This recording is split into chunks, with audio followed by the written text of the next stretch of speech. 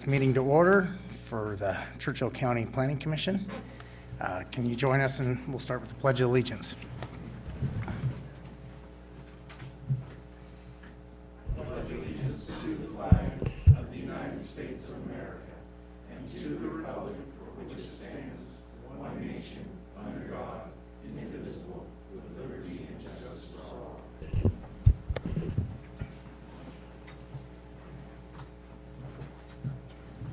Thank you. Item number 3, is there any public comment at this time?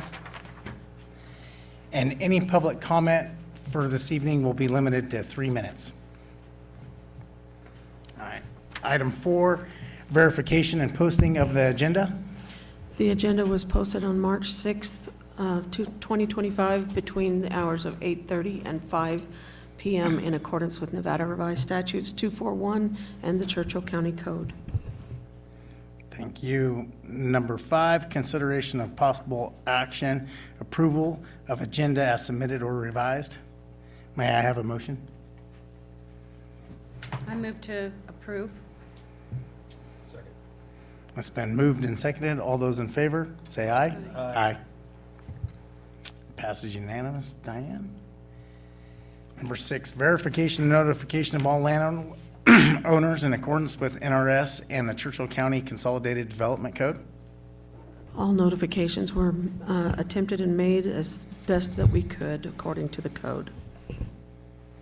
Thank you. Number 7, consideration of a possible approval of the minutes of the meeting held on February 12th, 2025. May I have a motion? Vic Ansotagi for the record. I move to approve the minutes. Second. It's been moved and seconded. All those in favor, please say aye. Aye. Aye. Thank you. Item number 8, old business. Item A, consideration of a possible action, review of a special use permit previously granted to Boulder Opal LLC, Marshall Septic Care, to expand a waste collection service business. The property is located at 4250 Reno Highway, assessor's parcel number 008-461-07. The Planning Commission required an annual review to check compliance with the conditions for approval until such time as they determine it is no longer necessary. Is there anybody here to speak on behalf of Marshall Septic? All right. Randy, could you help us out? Yes, Randy Hines, Churchill County Planning, Public Works and Building. After correspondence with the owner, it appears that all the items have been met, except for we need to go out and verify the ADA accessibility to the building and the landscape requirements that were set forth in the conditions of approval. That's where it sits today, so. All right, thank you, Randy. And I think we discussed that if everybody feels comfortable at the board, that we could, approve this with just Randy's review of them finishing the landscaping, if everybody was in favor of that. Is it the landscaping or the ADA compliance? Both. They wouldn't have to come before the board again, that Randy or Dean could sign off that they were compliant on both those issues. So that will happen. Yeah, ideally, if that's loud. Ideally, if say they get it done within the next month, it doesn't make sense to come back in front of the board. If we can just go out and verify that the ADA access is complete, the landscape's complete, then we can just sign it off administratively. And then if they are not complete, then they will have to come back and forth in front of the board.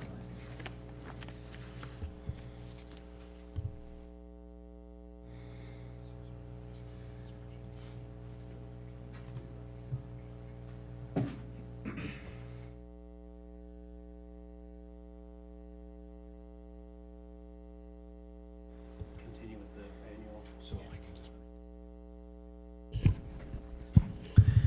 Joe Frey, I move to no longer require the annual review for this application so long as the 2 items listed by the director are met in the next month.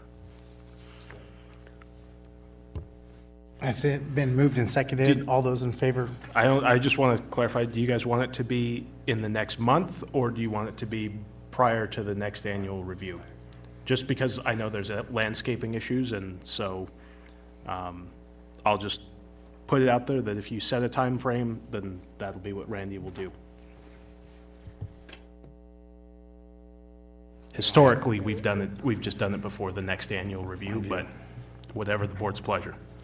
Being that there's no second yet, I'll go ahead and reform that motion then. I move that we no longer require an annual review of this application so long as those terms spoken by the director are met before the next review would be needed. It's been moved and seconded. All those in favor, please say aye. Aye. Thank you. Moving on to item B, consideration of a possible action, review of a special use permit previously granted to Mike Strimler, Out West Buildings, Ragtown Real Estate, to expand the storage area. The properties are located at 7450, 7490, and 7300 Reno Highway. Assessors parcel numbers 007-251-52, 007-251-53, and 007-251-71. The Planning Commission required an annual review to confirm the compliance with the conditions until such time as they determine is no longer necessary. Is there anybody here to speak on behalf of Out West Buildings? All right, seeing none. Randy, would you like to give us a little review of what's been going on? Yes, Randy Hines again for the record. In correspondence with the owner, it appears that everything again has been met as far as the conditions of the approval, minus the trees along the west property line, which they have purchased trees and they have dug the holes. They just got to get them put in and drip system put in, and then screening along the containers as well. Right, Dean? Yeah, it's the screen, the trees for the screening where the containers are. So, again, I think this is something that we could probably handle administratively if you guys are so in agreeance. All right, thank you, Randy. Is there any questions or concerns from the board? Seeing none, can I get a motion? Mr. Chairman, Jeff Goings for the record. I move that we no longer require the annual review, provided all remaining items have been completed before the next annual review. Second? It's been moved and seconded. All those in favor, please say aye. Aye. Aye. All those opposed? All right.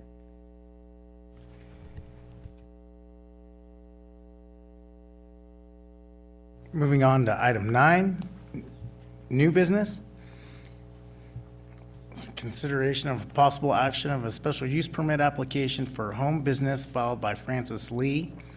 The property is located at 1600 Tarzan Road, assessor's parcel number 010-451-02, consisting of 1.19 acres in the A10 zoning district. The applicant proposes to operate a tailoring alteration shop on the property.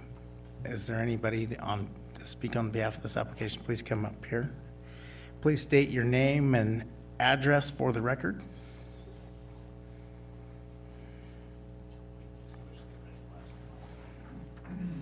Francis Lee, 1600. Could you please push the button there so it kind of records? Yeah, there you go. All right, Francis Lee, 1600 Tarzan Road. That's what you wanted to hear? And yours. And I'm Dennis Lee, 1600 Tarzan Road. All right, thank you very much. Dean, would you like to lead this?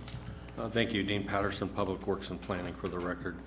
So the applicant is requesting a special use permit for a home-based business, which is an incidental and accessory use of the residential parcel. Normally, a home-based business is reviewed through an over-the-counter permit. Those that cannot meet the home business criteria might have impacts on the neighborhood, but might be approved through a special use permit. The proposed business is requesting the SUP due to customers coming to the property and adding a shed to the property to house the store. The applicant indicates they will also have a sign and will bring information regarding that, so we can talk to the applicant about that as we get further along. The proposed business is for tailoring, alterations, and repair. The business will be run out of a shed with the customer parking in front of it. There'll be no employees besides the applicant. Standard daytime hours and 7 to 10 customer visits per day by appointment only. Carside Service is proposed to provide service to customers that need ADA accommodation, and a handicapped ramp was also discussed. The main difficulty with this application is the customers are proposed to come into the shed.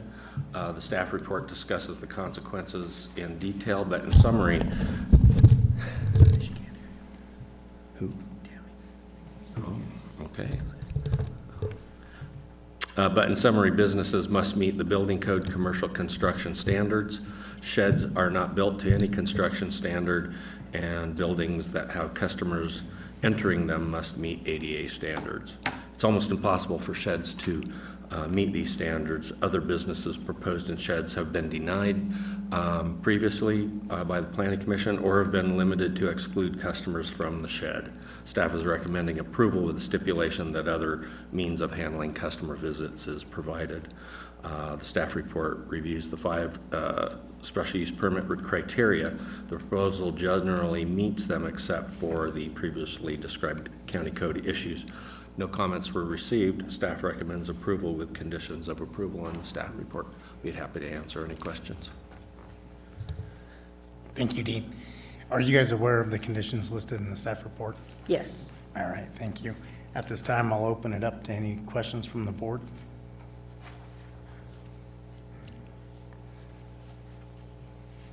Mr. Chairman, Jeff Goings for the record. So I'm assuming what we'll do here is you'll do the work in the shed and then possibly take the clothes into the house or are we not going to use the shed as your customer entrance area? They call for an appointment. We put in a separate driveway coming up to the tough shed. They call, we can meet them at their car or they can meet at the door. They're not in the home at all. We have a 10 by 16 tough shed that has 2 by 4, 16 inch centers. And then it's been drywalled, it's been insulated, it's got electricity.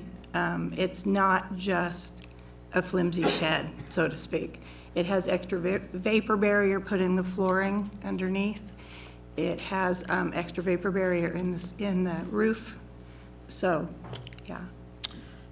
So I guess I'm going to harken back to what Mr. Patterson said was that what they've had issues with is these businesses where the customers are trying to come to a shed. Are you going to be able to make that shed ADA accessible, those kinds of things? We do have a ramp that we Okay. put up. Okay. In the 35 years that I've been doing it, I've never had someone come in a wheelchair. Because normally, whoever their caretaker is, has already done their measurements and pinned whatever it is they need done, so then they just bring the item to me. But yes, we did put a ramp in. Okay. And just an added note to that, the driveway that goes to the shed is about 75 feet long. It's 18 feet wide. It has number 2 road base as the base on it that goes up to the shed, so it's just not. Yeah. Is there any other comment? Tammy Edgman for the record. There is some notes in here in regards to signage. Did you bring anything for the signs? Yes, I didn't realize that we couldn't put it on the building at the time. Everything I read, I associated it with the road. So it's an 18 by 11.5 inch metal lasered that's on the front of it. But I do have a picture of it if you want to see it. Dean, is that all per your specs? Yeah, that meets the code for home businesses with signs.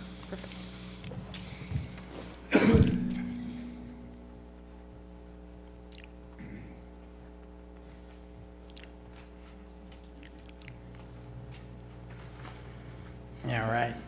If that's all from the board, is there any public comment on this? Can I add something, Mr. Chair? Yeah. Again, talking with the building official, while the owner can do their own activities in the shed, when business customers enter the building, there are building code standards that get triggered, such as, wall, floor, roof construction, safety, egress, insulation, heat sources, ADA accessibility, et cetera. And that's what we feel, that the shed doesn't meet those. And that's why we were requiring, certain conditions that the customers don't enter the shed. The work can be done in the shed. It's just having the customers to the shed and be in the shed. Thanks, Randy. And then you addressed that, where you were gonna meet them at their car or at the door, correct? Yeah. Anybody have any other comments? All right, can I get a motion? I guess I have one question. So all the conditions that are listed there, are you fully happy with those that would be workable for your business? At least for the time being? Okay.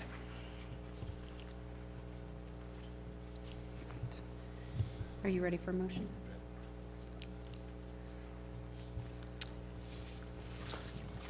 With that in mind, I'll go ahead and,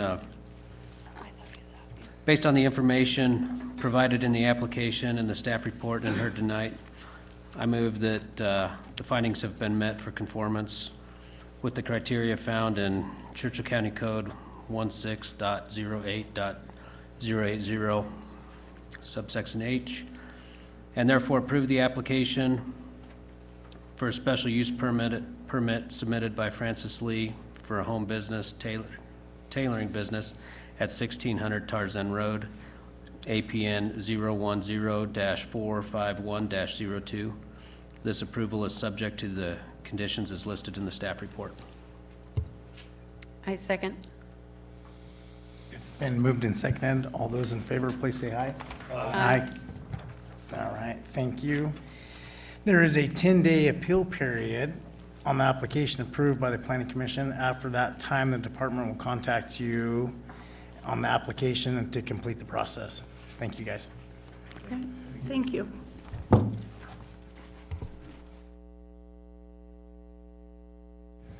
Item B, consideration of a possible action, a zone change application filed by Rich McCartney of Fallon Livestock Processing. The property is located at 2150 Mount View Drive, assessor's parcel number 008-811-06, consisting of 1.09 acres in the E1 zoning district. The applicant is requesting to change the zoning of the parcel from E1 to C1 or C2 zoning for a retail butcher shop.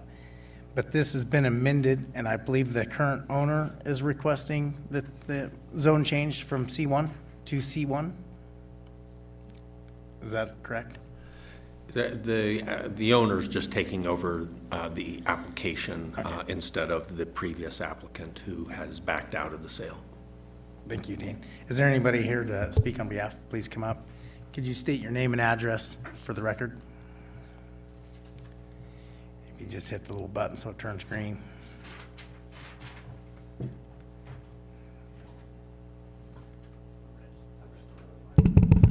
Tom Ingles, 3381 Sorensen Road. All right, thank you.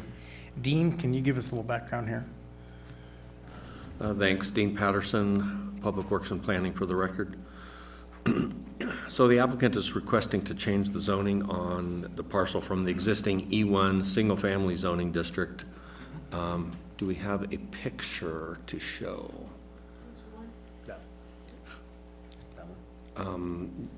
Yeah, and what else do you have, Diane? Is there one with other colors? Okay. Go back to, yeah, thank you. So with the blue outline.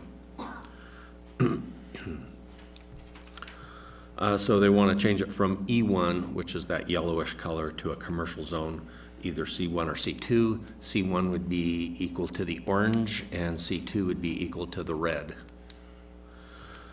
The applicant, the original applicant was Fallon Livestock Processing, who wanted to establish a retail butcher shop to support the main business, which is a couple blocks away. That party backed out of the sale, so Mr. Ingles wishes to take over the application and continue with this request. The property has a unique history provided by Mr. Ingles and is summarized in the staff report. This property and the adjacent 2 lots with homes were first purchased by his father in the early 70s. His father built his construction contractor business on the property, and then both houses on either side. The land to the north was a farm at that time, being the red block of red on the north side of the parcel.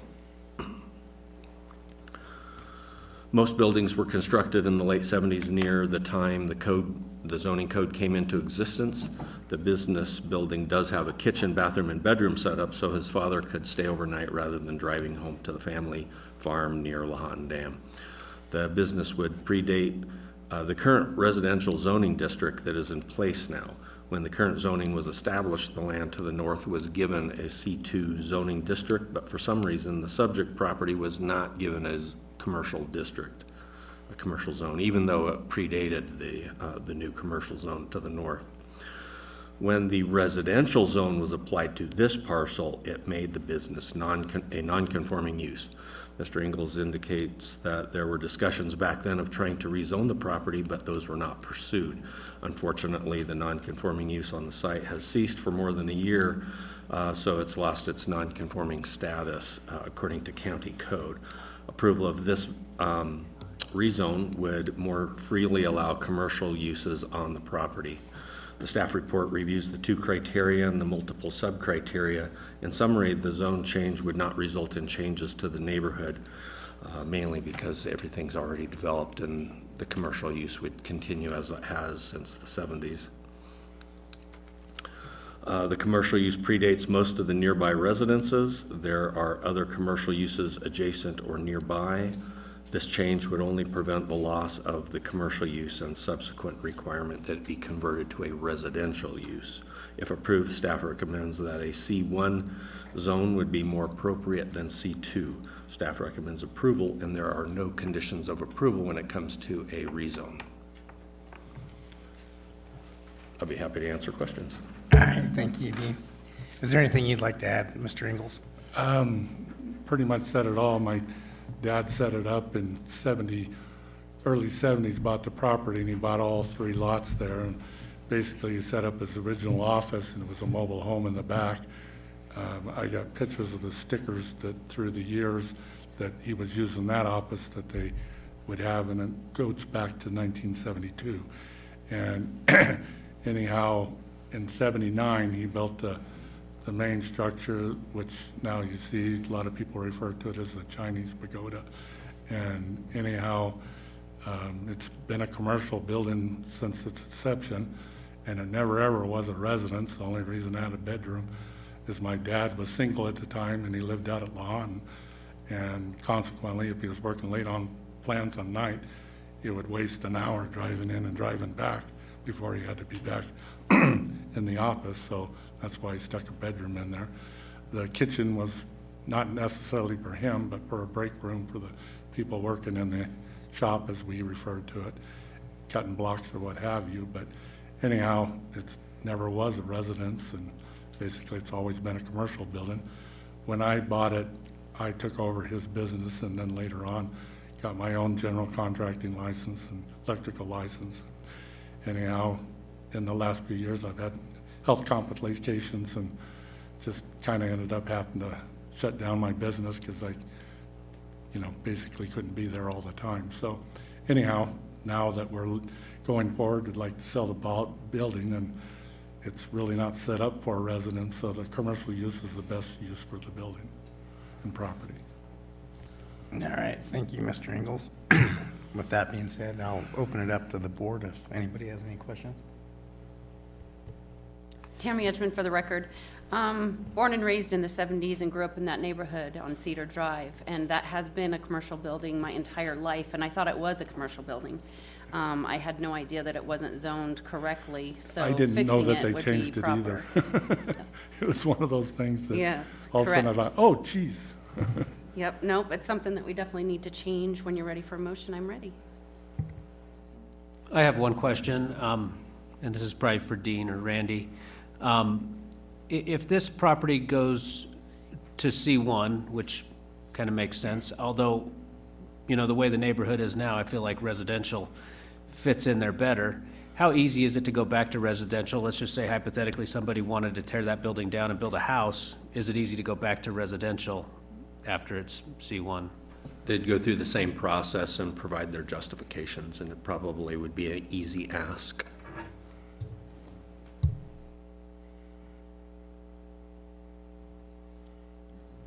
Anybody else?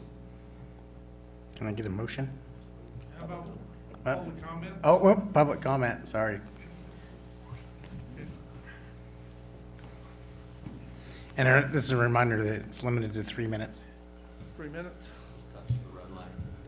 Yeah, we live on that, well, now you can't see it because you're trying to tell me. Yeah, we live on the house across the street and down 2 lots. And the person next to me, he never even got notice about this meeting. And so I don't know how full the coverage was about the notice of the meeting on Mount View Drive. So, because I think there might be at least one other people here. So there's only 2 of us that I know of that might even got notice of this. We bought the house, our house in 2004. And we're the second lot, our third lot from the corner. And, we never knew what that was, because ever since we've been living there since 2004, nothing ever moved. The old trucks out front, they were always sitting there, never saw people in there. And somebody wound up several years ago hitting the fence, and it's been like that ever since. So we had no status of what it was, and all of a sudden come in and it's like, oh, they want to change it from residential to commercial. And I mean, we moved into our house before Walmart, and it was a fairly less traveled street, but once Walmart went in, traffic went up, and that intersection right there is already pretty congested. Making a commercial within all these residential lots is just kind of is seeming like cause more traffic in the area. So that's what my consideration is. All right, thank you. Could you please state your name for the record? Oh, sorry. Jonathan Burnett. Thank you. Do you want the address or anything? Yes. 2035 Mount View. Is there any other public comment? Do I have a comment? No. We'll hold off until we're done. Could you please state your name and address for the record? How about Street? Touch the red button. What's that? Can you touch the red button until it turns green and say that again? Down left at 408. The red one? I did push it. I pushed it. Yeah. Okay, regardless of the history of that property, it's spot zoning. C1 would not work. The property to the north is C2. So now you definitely have spot zoning. History is there regardless. If they want to develop it, this is a prime example of special use permit. Anything they want to put in there, special use permit, then the board can dictate what has to be done with it, ADA bathrooms, parking, egress, ingress. I don't know if they're still going to have a butcher shop in there, but I've tried 2 times to get zone changes. I've never even got this far. It's strictly spot zoning. And who gets the opportunity to have a multiple choice on zoning, C1 or C2? Who does? Who gets to do that? I mean, that shows you right there. It's spot zoning. History, irregardless, it is what it is, and that is definitely spot zoning, especially when he's got residential on both sides across the street. So the only way you could really put that would be C2, not C1, because that would definitely be spot zoning. Look at the map. C2's to the north. So I definitely object the way that this is going about. This is really definitely spot zoning. Thank you very much. And then you had some public comment? All right, ma'am. You want both of us or just one? Are you both you can speak one at a time? Yeah. Or you speak. All right, could you please state your name and record for the Anita Schilling, address? Yeah. 2200 Mount View. We are the home just to the west of this residence. We're the one on the corner. And we came because we didn't want it to be a butcher shop and increase the traffic that is already a problem there. We already have people that can't drive out there, don't stop at the stop sign.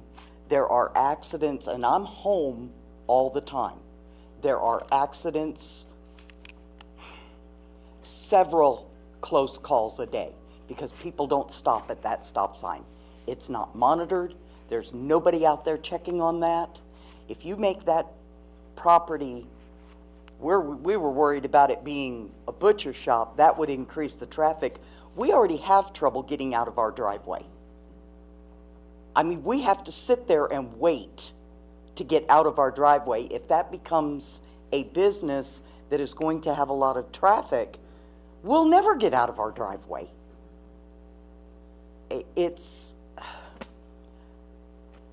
That's where my concern is.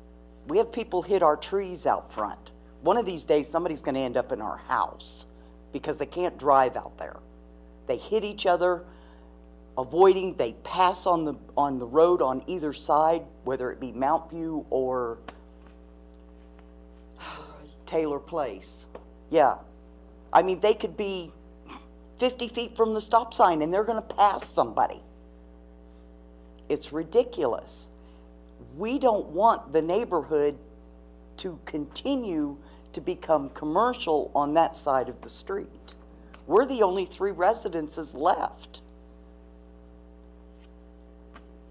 We would like to maintain it as a residence and not be forced out by becoming commercial or possibly annexed into the city, because everything but us are commercial on that block. We don't want to be part of the city. That's my concerns about the situation. And I'm sorry, Tom. Thank you. We know Tom. We call him when we see something happening over there. We just don't want it to become commercial. Thank you. Thank you. Is there any other public comment? Go ahead, sir. I wasn't too sure how long she was going to talk, and she has the All right right, to are you talk. green? So- Can you please state your name and address for the My name record? is Bill Schilling, and I'm also 2200 Mount View Drive, and I've been there since 2003. Me and Tom have even worked together. I don't have an issue with, I'm going to say the commercial, except for how much, whatever's going to go in commercial. I've been in the food business all my life. I know what it is to have a meat processing or meat packing plant, but we are talking only a little over an acre. I'm only concerned about the smell. According to everything that I read, and as far as the zoning requirements, it says that you have to be on county water. What is county water?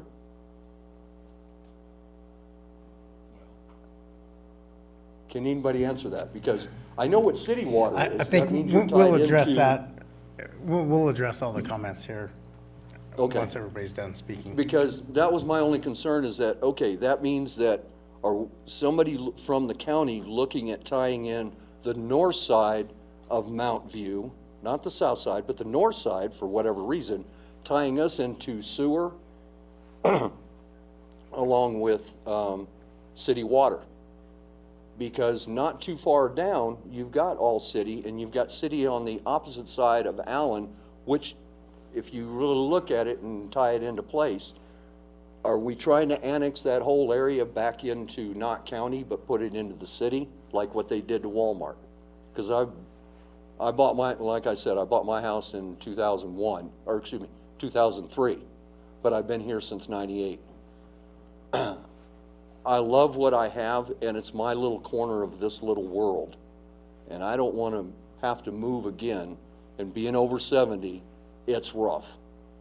And trying to do that, and the amount of money that I've put in on the upgrades for my property, I'm looking at over $100,000.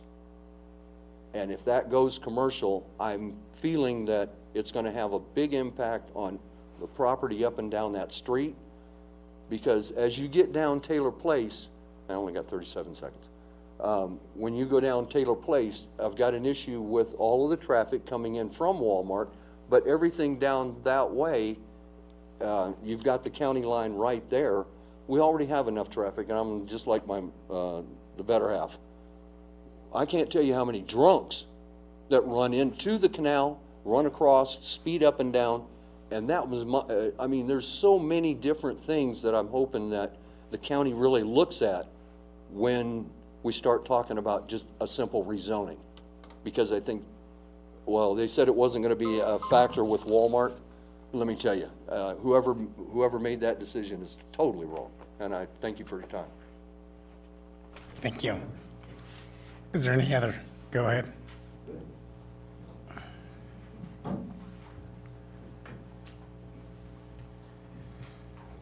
Please state your name and address for the record.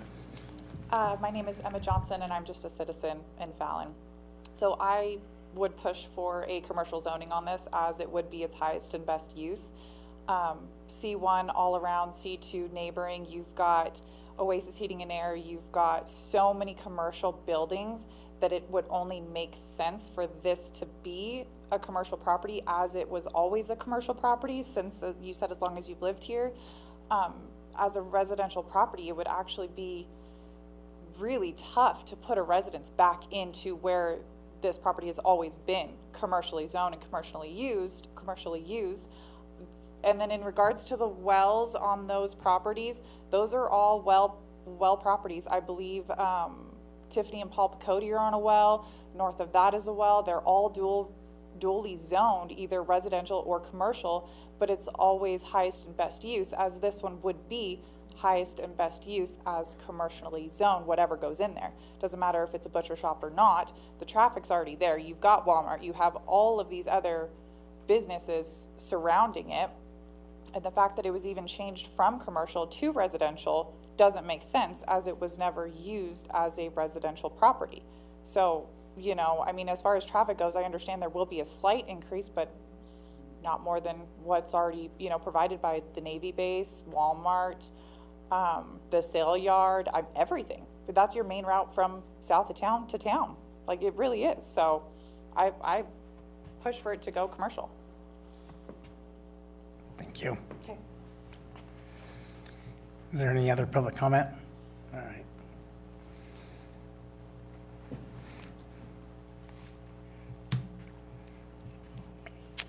And could you please state your name and address for the record? Is it the red button here? You want to turn green? Okay, all right. My name is Richard Grondin, and I live at 2100 Mount View Drive, which is a property just east of the said property. We are neighbors, and I'm not objecting to the commercialization of this property. I'm almost surrounded by commercials. Properties, but I do have three issues that I would like to bring up. The first issue would be possible groundwater pollution. As the lady mentioned earlier, we are on wells, and I have a shallow well. It's 24 feet deep, and it sits about 30 feet from our property line. Sorry about that. So that would be one of my concerns about, would be just the pollution affecting the water. My second concern would be noise pollution. If there was a considerable, since it won't be a butcher shop now, but it could be anything, there could be considerable traffic in the area, parking around the back and all that. So I would want to request a barrier wall between our properties. And my third issue would be air pollution. Again, not knowing what is going to go there now, I was thinking it was going to be the butcher shop. I was concerned about that. I don't know what kind of issues they have with pollution in that respect, but I do know that I'm downwind, and that I can smell other people's garbage burning and things like that in the area. So those are my three concerns, And again, I am not necessarily objecting to it, but I am concerned about those three issues. And it looks like eventually my property will probably be taken over as C1 eventually down the road. So I'm not objecting to selling and moving on. Thank you very much. Thank you. Is there any other public comment? All right, seeing none. Mr. Ingles, would you like to make any comments in regards to the public comment? Yeah, I was just gonna comment that I gave up my license 5 years ago, and like I said, for health reasons. And anyhow, so 5 years ago, basically, we were running a shop there, building Formica cabinets and stuff like that. We didn't really use the back of it. Basically, when my dad built that property, he used to have lumber drop there, and then he would divide the lumber up off the truck and then move to the other job sites. In my era of doing it, we simply had the lumber delivered to the job sites. So I just wanted to point out that basically we've been working it as a construction business basically, roughly 5 years ago.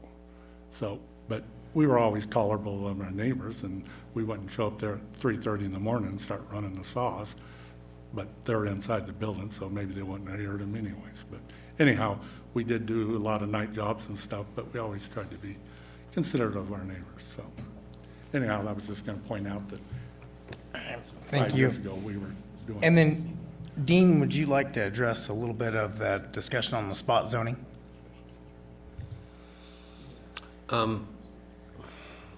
Spot zoning is a little complicated in this location just because the site is literally next to C2 zoning. So spot zoning wouldn't really be applicable, especially if C2 zoning was requested, which they did in the application, C1 or C2. Now, given that there's houses across the street and next to the property, we didn't think that C2 zoning would be appropriate. So C2 would allow a range of semi-industrial uses, including things like construction, contracting, which is what the previous use was.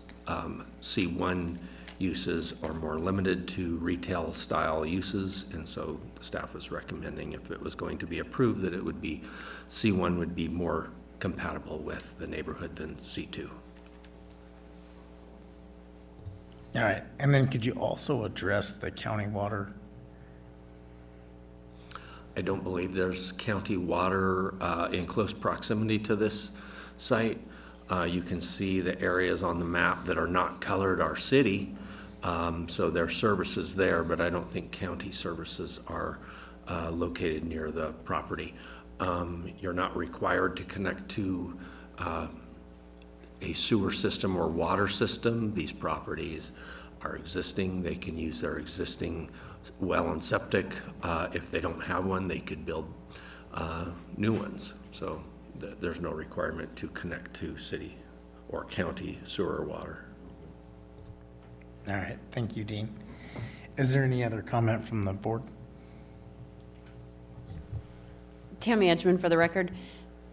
So clarification from you, Dean, is on the reason why the decision between a C1 and a C2 is a C1 is strictly retail. So it would prohibit the processing of meat if it were a meat plant or any of those types of things that would be more detrimental to any residents north, east, south, or west to them. The C1 strictly would be residential retail, commercial retail. Is that correct? That's correct. Can you specify and maybe clarify a few more things on the C1 zoning, what the limitations would be versus the C2 that it's been used for all these years? C1 zoning would allow a wide variety of uses still, but it would be more focused on retail and services rather than some of the heavier stuff that you might find in C2 or industrial zones. My concern is for the homeowner that has the property now, it does look like a commercial building. It does not fit in or conform to anything residential around it. It is actually an eyesore and has been an eyesore for many years. So with that said, and to go back to Joe, it would be very hard to turn that into a residence. I mean, is that concrete structure, or it's a massive structure? It's a concrete floor, yeah. It was my dad's idea of French provincial.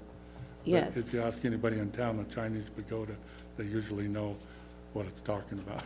So if it's not allowed to be rezoned to commercial, it will sit as is, how it looks, and not be able to be sold for anything really at this point. No. With the rezoning, it would enable it. Could you put in specs or specifications like the gentleman wanted for the borders? Or make it or limit it on a C1 zoning? Can you limit or require those to have the walls, the high walls, to prevent any of that destruction from the residents? So with, all you're looking at now is the rezone. So if it's approved, the wide range of uses allowed in either C1 or C2 could be proposed. They do still have to meet any requirements for obtaining a special use permit. If that's the case, you wouldn't need that for standard retail operations or services, but some uses might need a special use permit. In addition, they would have to meet code requirements that include friction zone requirements. So there is buffers for separation between commercial and residential uses. If the use is, let's say, some noisy kind of business, and I guess the most outrageous example would be a car wash next to an automatic car wash next to residences. Well, those are very loud and noisy, and that's a situation where you might want to require the sound wall, and that is one of the options in the friction zone buffer section of the code.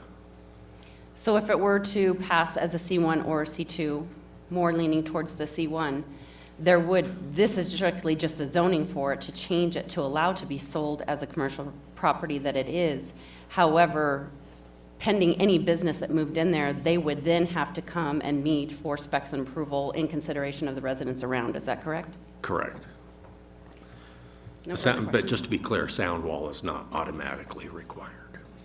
Correct, but you could put some limitations if a business is coming in there that would be really traffic consuming, to require them to do upgrades to the road, turning lanes, or street lights, or any of those things for traffic? Not really. That would be, some of those things you're describing would really only be allowed if it was a special use permit, where you could have special conditions of approval. So changing it to C1 and allowing a business to go in there, it could open it to any business that could just run any business out of there, and then it's unvariable what would happen. So I'll maybe just give a little clarity here. So we have a use table. It's 16.08.250. It defines a large number of potential uses throughout the county. And our zoning is structured to have residential, commercial, C1, C2, industrial, R1, R2, R3, all like that. Throughout that entire table, there will be a designation for each type of use that will say, for example, daycare facility. I'll just put is one I'm looking at right now. In the C1 zone, that would be allowed only by special use permit. And so that would be the type of situation where you could put conditions.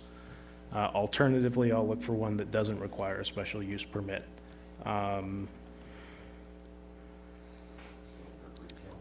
A standard retail project may not need a special use permit. And in that situation, a sound wall or something like that would not be required. Additional. The friction zone, has that provision, it's just not automatic. Right. So so that would be something that would be considered at the time, but it wouldn't be a requirement. And so I guess what I want to do is focus today's conversation to the zoning aspect rather than a specific use, because a specific use is something that would have to come and be considered by the planning commission if it was a special use permit issue, or by the planning department if it was just a review. And so I just don't want you to consider all the potential uses, or in this case specifically a meat use, because that is not being proposed today.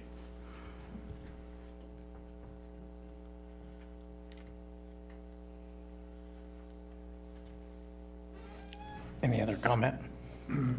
Jeff Goings for the record. So, and I'm going to agree with Tammy, I'm not going to tell you how much older I am than her, but I've known that property was always commercial. It was a construction business. I remember when it was built, actually, and at that time, it did house a lot of traffic, because there was a lot of employees that came in and out of there. Last 4 or 5 years, it's been pretty quiet around there, but prior to that, probably 10 years ago, there used to be a lot of activity in and out of there. So I don't know, and especially in the traffic situation, if that's a retail business, it is going to probably increase your traffic slightly there, but I can't imagine there's going to be anything in there where you're going to have tremendous traffic burden coming down that road. And again, it was a commercial property, as far as I knew, was always a commercial property. And to the spot zoning, I think that was always there. It got removed on a technicality, or when they came through and actually did the rezoning in there. But I'm actually just surprised to see that it was residential, to tell you the truth.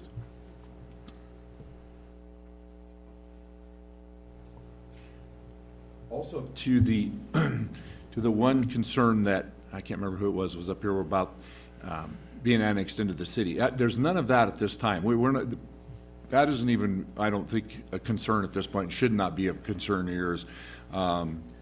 These are county properties, and I don't see the city wanting to come in here and take those up. So I don't think that decisions we make here tonight is going to affect how the city goes about what they want to do with these properties later on.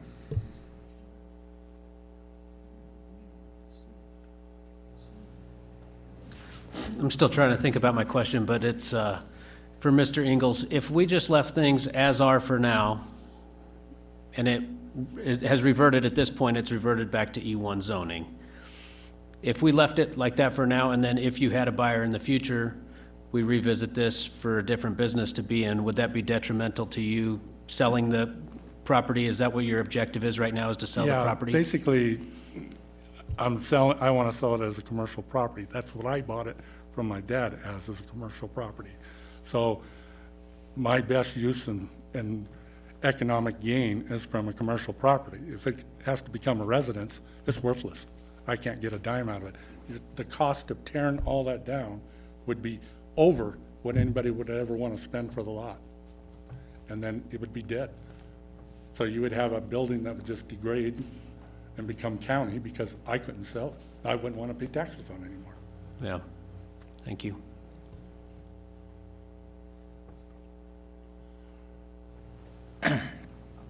Anybody else have anything? All right, can I get a motion?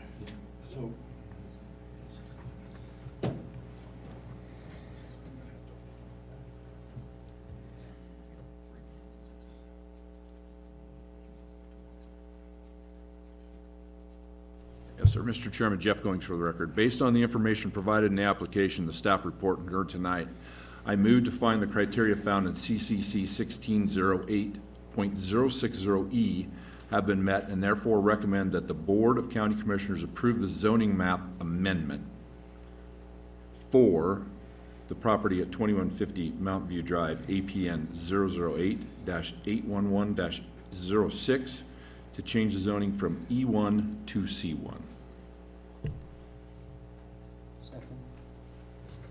It's been moved and seconded. All those in favor? Aye. Aye. All those opposed? Who was the second on that? Okay. Joe.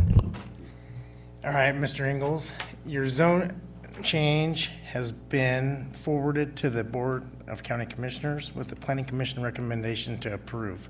So it'll be held, or you will go in front of them next month, correct, Joe? Yes. Okay, thank you very much. All right, thank you.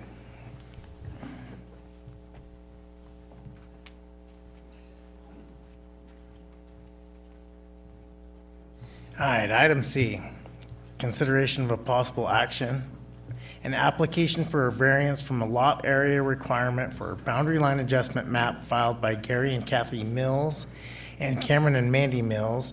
The properties are located at 4900 St. Clair Road on St. Clair Road, assessor parcel number 006-231-07 and 006-231-57, consisting of 2.87 acres and 31.84 acres respectively in the A5 zoning.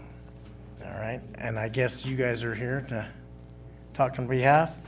And then Dean, would you give us a little background? Did you want the folks to introduce themselves? Yeah, go ahead. Can you state your name and name and address for the record?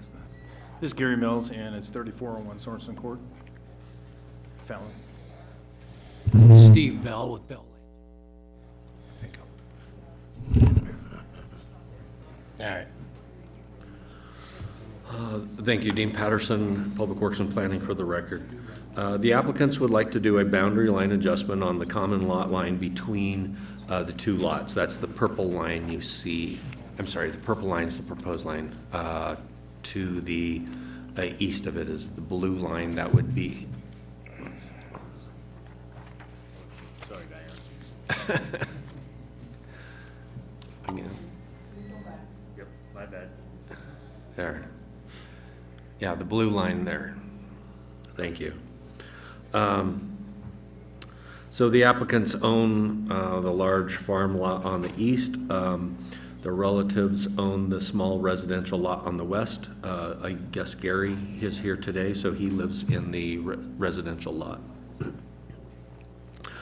So the small residential lot is a non-conforming lot size, being less than 5 acres.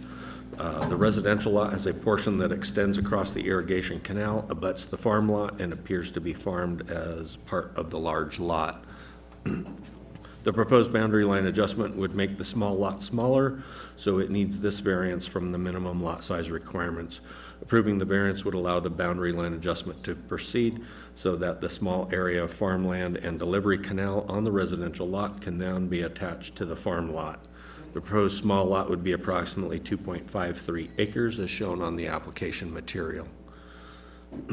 There's no comments received. Staff recommends approval. Happy to answer questions. Thank you, Dean. Gary, Steve, is there anything you guys would like to add, or? There's no access to that except from the farm side. So that was one of the agreements we made with Cameron when we bought it from him, was to move that lot line to the canal where we both have access to our full property. Yeah, so everything come back in. So, all right, thank you. Is there any comments from the board? Can I get a motion? Tammy, Oh, wait, for the record. sorry. Oh, sorry. Go ahead. Any public comment? I keep forgetting that.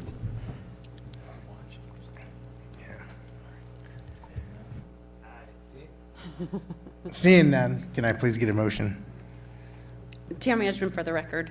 Based on the information provided in the application and the staff report and heard tonight, I move to find that the criteria found in CCC 16.08.090 have been met and therefore approve the variance application for Cameron and Mandy Mills to reduce the 5-acre minimum lot size of 4900 St. Clair Road. APN is 006-231-07.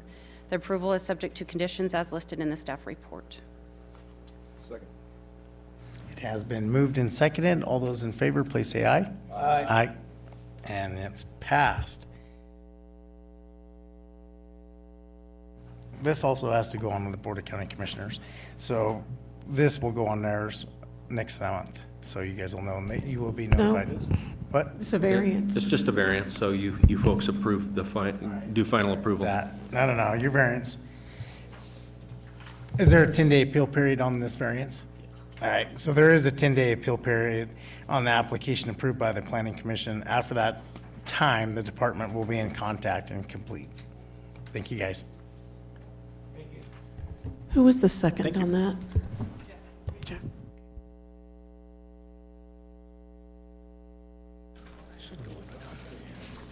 So, Mr. Chair, the next 3 items are for the same applicant, and they're all similar. There's 3 variances, and I'd like to ask if Joe thinks we should proceed with all of them together. And if you need to read them all together at the beginning? I believe handling all three together is appropriate, and so I'd ask the chair to read all three together, and then we'll address them, but you will still need to make individual motions, or likely make individual motions if you have separate actions for each one. All right, thank you, Joe. So that being said, we are going to hear motions D, E, and F all at the same time here, and I will read those right now. So item D is a consideration and possible action on an application for a variance from a conservation easement on river protection requirements filed by Mick and Claudia Casey. The property is located at 14001 Cadet Road, assessors parcel number 007-071-16, consisting of 221 acres in the A10 zoning district. The application requests to waive the code requirements to protect river features with an easement. And then item E, consideration of a possible action, an application for a variance from the tentative map contents requirements filed by Mick and Claudia Casey. The property is located at 14001 Cadet Road, assessor parcel number 007-071-16, consisting of 221 acres in the A10 zoning district. The applicant requests to waive the code requirements requiring the topographic contour information on the map. And then item F, consideration of possible action, an application for a variance from a tentative map contents requirements filed by Mick and Claudia Casey. The property is located at 14001 Cadet Road, assessors parcel number 007-071-16, consisting of 221 acres in the A10 zoning district. The application requests to waive the code requirement requiring current and proposed drainage information on the map. Thank you. Can you guys please name and address for the record? Steve Bell, Bell Land Surveying. Mick Casey, 399 Reagan Place. All right, thank you. And then Dean, would you like to give us a little background on this? All right, thank you. Dean Patterson, Public Works and Planning for the record. These three variance applications plus a previous variance application are in support of a tentative parceling map for Mr. Casey.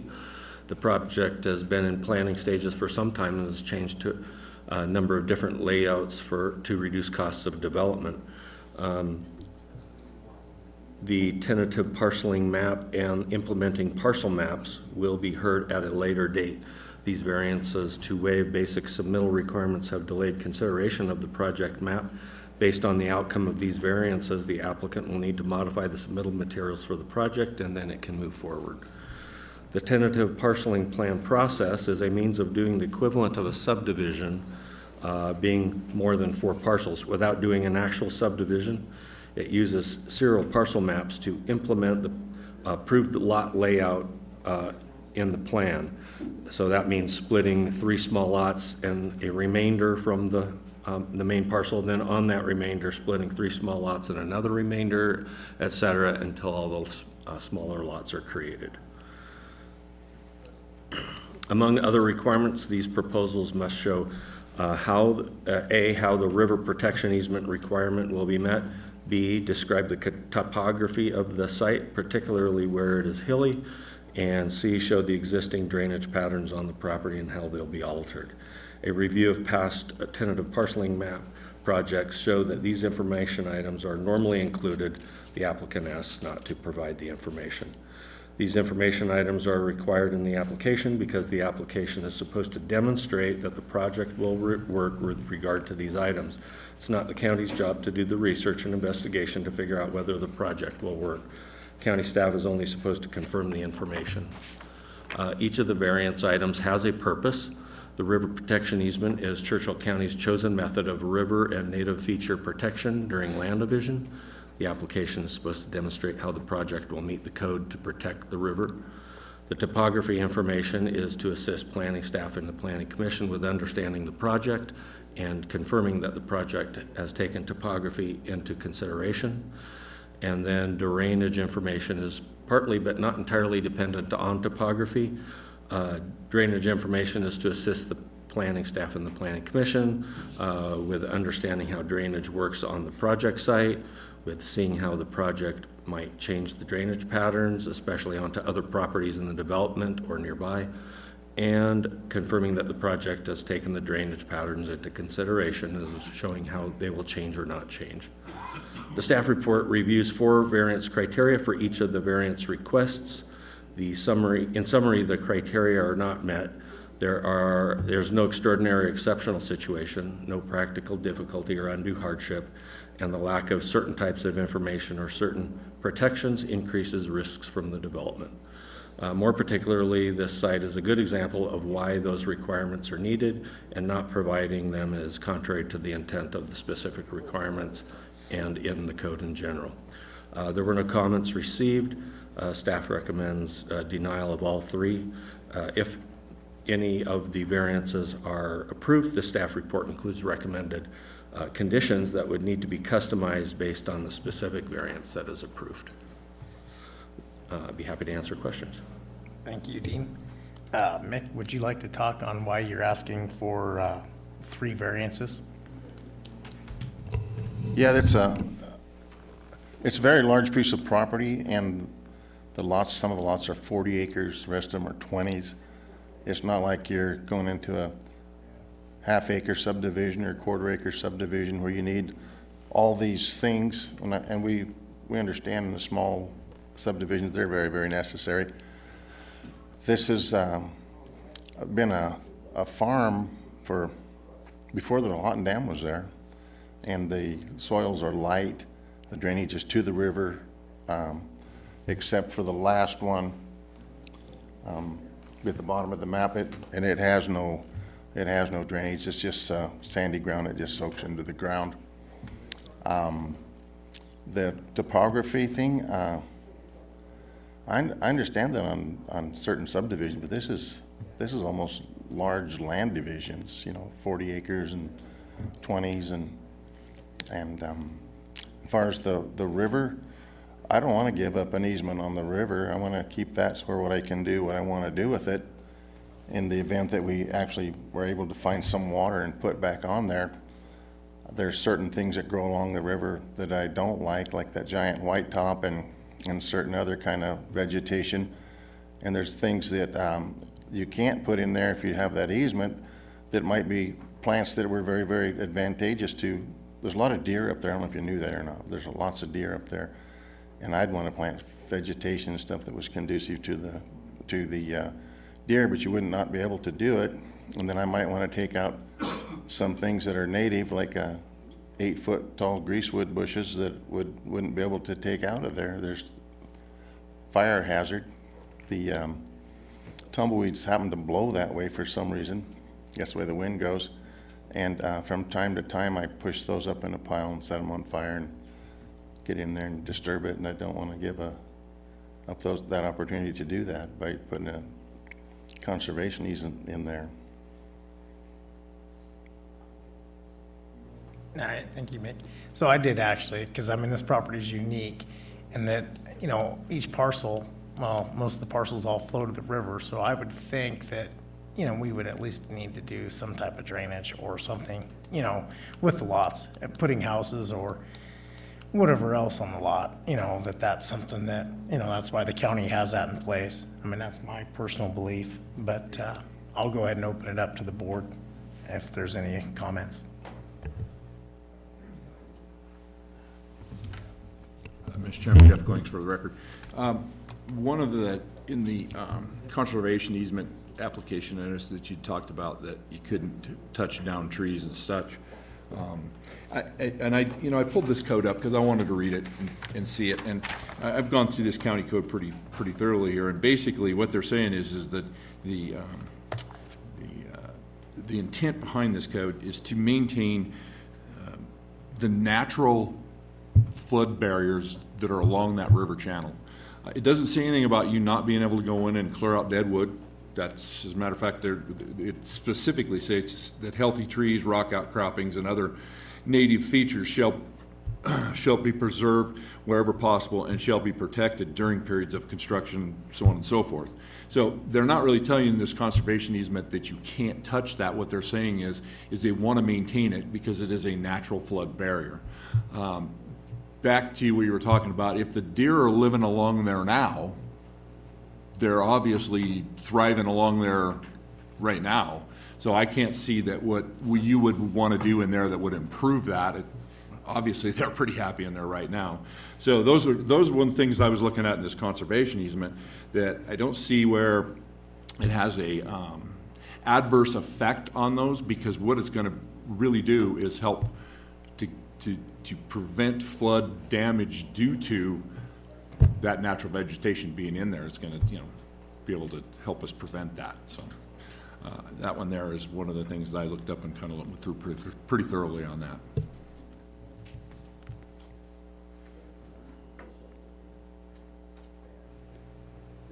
Does anybody else have any comments? Yeah, Vic Ansodagi for the record, Mr. Chair.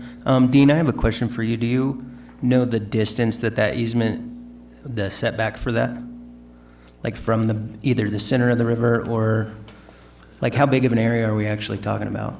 It's not a set distance, it's the native vegetation.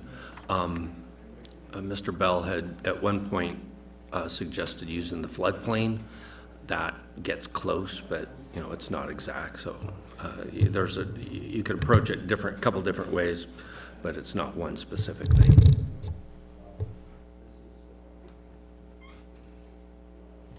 I have a question, Joe Frey, for the record. And this is probably for Dean as well. So is it, I guess we're not a subdivision map. What was the phraseology used on this? Tentative parceling plan. Okay. And so is it because... Or parceling map. Different people call it different things. So, okay, and so then is it because it's these separate parcels that are contiguous that has triggered these events?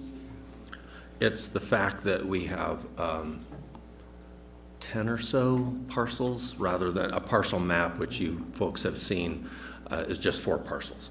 If you want to do more, then you would have to do a subdivision or this tentative parceling plan. And the tentative parceling plan allows you to use parcel maps, but you have to do one after the other until the entire lot's split up. There's also this thing that Mick alluded to called a division of land into large parcels, and those are 40 acres or more, and those you don't have the same requirements as what we're talking about here.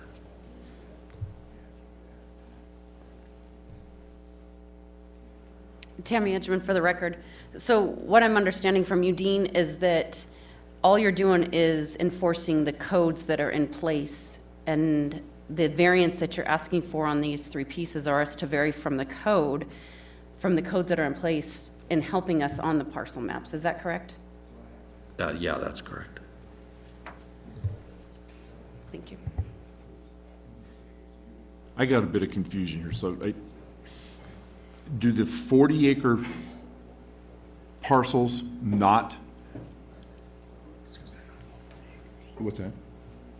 They're not all 40. No, I understand that. But, okay, my question is a bit of confusion. So we have some 40-acre divisions, right, that are in this particular one? Okay, and then there's some 20-acre ones in there as well?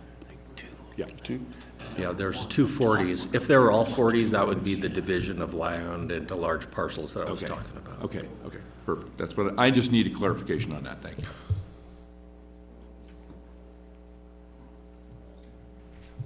Mr. Chair, can I just add a comment? Again, Randy Hines for the record. Again, like Jeff stated, or I can't recall who stated, again, these are just requirements in code, and we were just enforcing, the code. Keep in mind, that, again, they are requirements. We have other maps that bring those requirements in as well. And I just get a little nervous if we start doing variances, then it could come for every map that we do. Thank you, Randy. Is there any, or go ahead, Joe.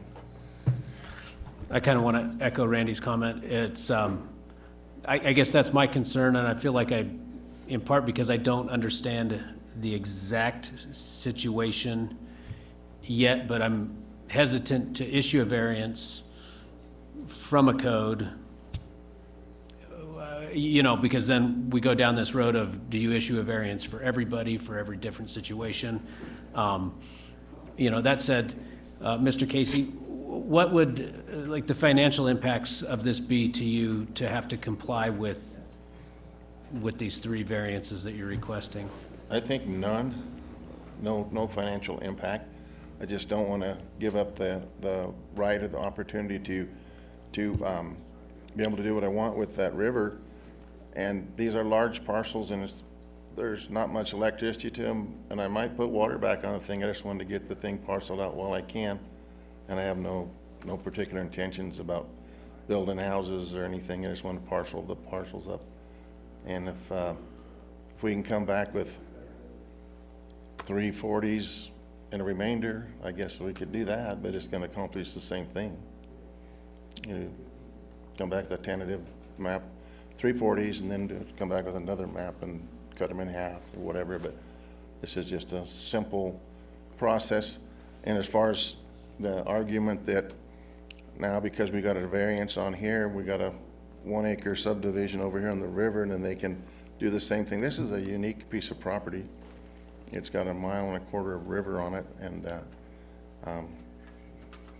I just want to preserve it the way I want to preserve it. I don't want to have somebody come on and say, hey, you're in violation of this whatever, because it's what you're supposed to do. I said, no, I don't want to do that. No financial advantage or disadvantage. It's just aesthetic to me, Right, thank you. Someone could come and say, oh, we want to look at that to see if you're doing everything exactly the way you're supposed to, and I don't want that. Yeah, I get it. All right, is there any public comment? All right, seeing none. And if there's nothing else from the board, can I get a motion? Could I ask a question? What's that? Could I ask a question? Who are you? Steve Bell, for the record. One thing I'm a little confused about is the topographic information. We had a meeting on this, and it was still a little confusing. We're not sure exactly what kind of topographic information you're looking for. If you're looking for the areas of these 40-acre lots, are you looking for contours, 1 foot, 2 foot, 50 foot? That's a big financial cost there. Just wanted to clear that up a little bit. Yeah, Randy Hines for the record. Again, it's contours, right? Typically, you would either fly it or you would, if you want to take the time to go out and do ground shots to create those contours, I guess that's means and methods. How big? We would have to reference the code, but it's either going to be a 1 foot contour. We could get on here and do 5 foot contours, but we can work with that administratively, right? Sure. But again, the requirement is to show contours on the parcels. That's what the requirement is. My only comment on that is the only contours on that whole map are going to be those isolated parcels on the other side of the canal and the road there. Correct, which we could require 1 foot. If 1 foot contours, you're going to have more than one contour on that because it does go from south to north. So you're going to have more than one contour across the parcel. Yeah.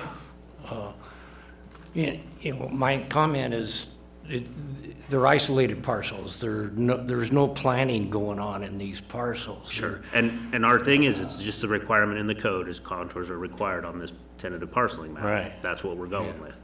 And that's a big cost.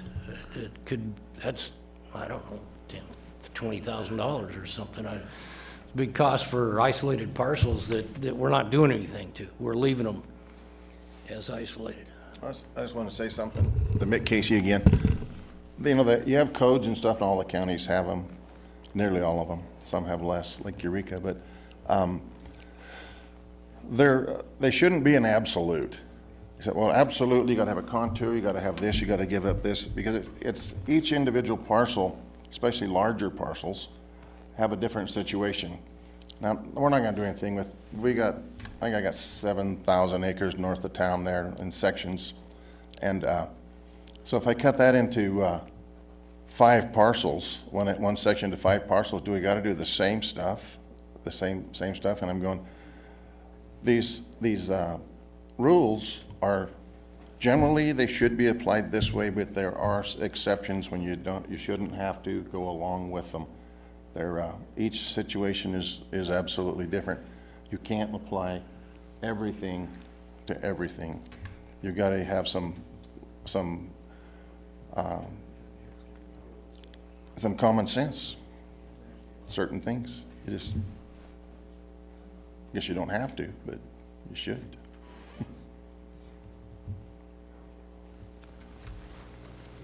Thank you, guys.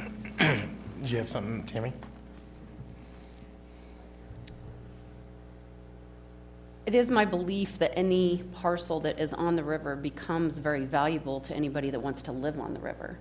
So parceling them off and becoming something that is a smaller unity that can house or have some kind of residence on them, I think should conform to our codes.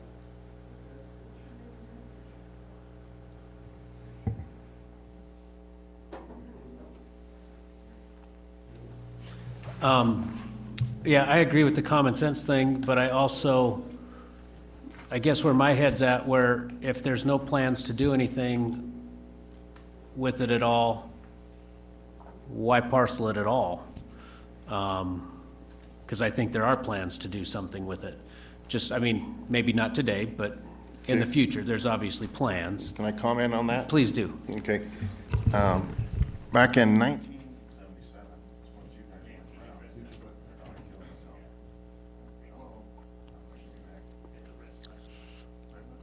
Oh. You have to push where you don't think you would push. Speaking of common sense. Yeah, okay.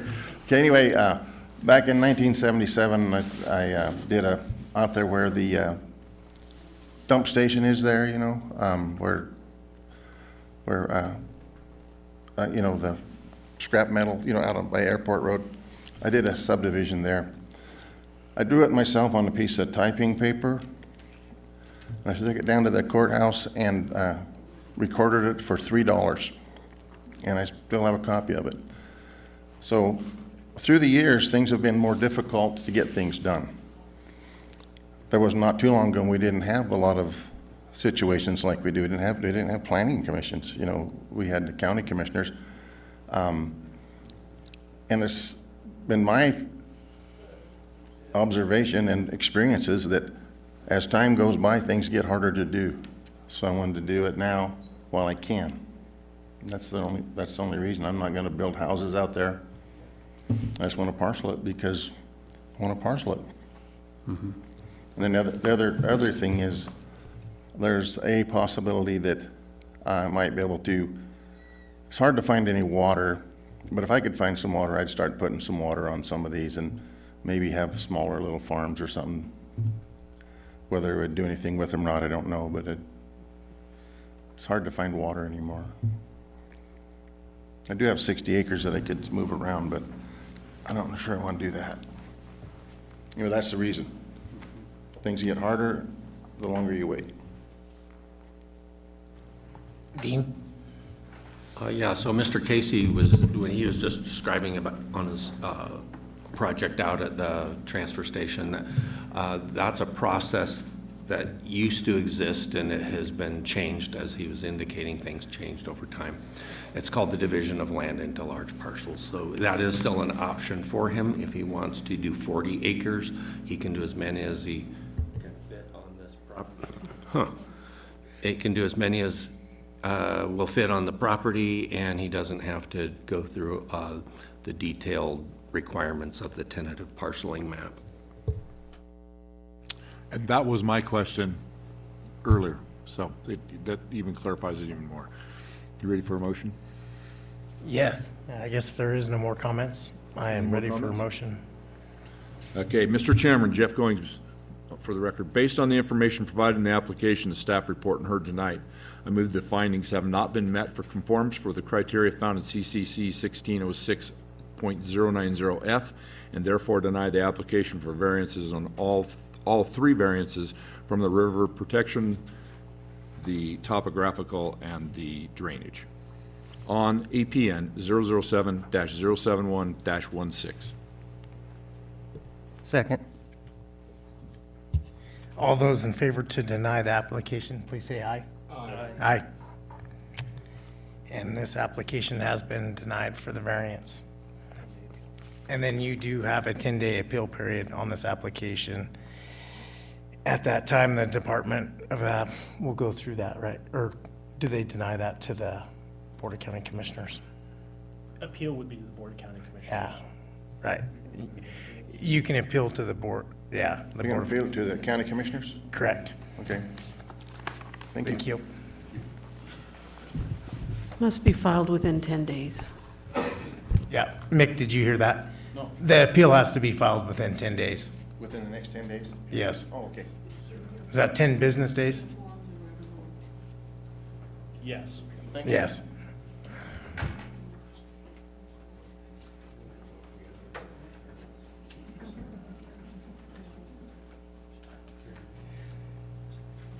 All right, item G.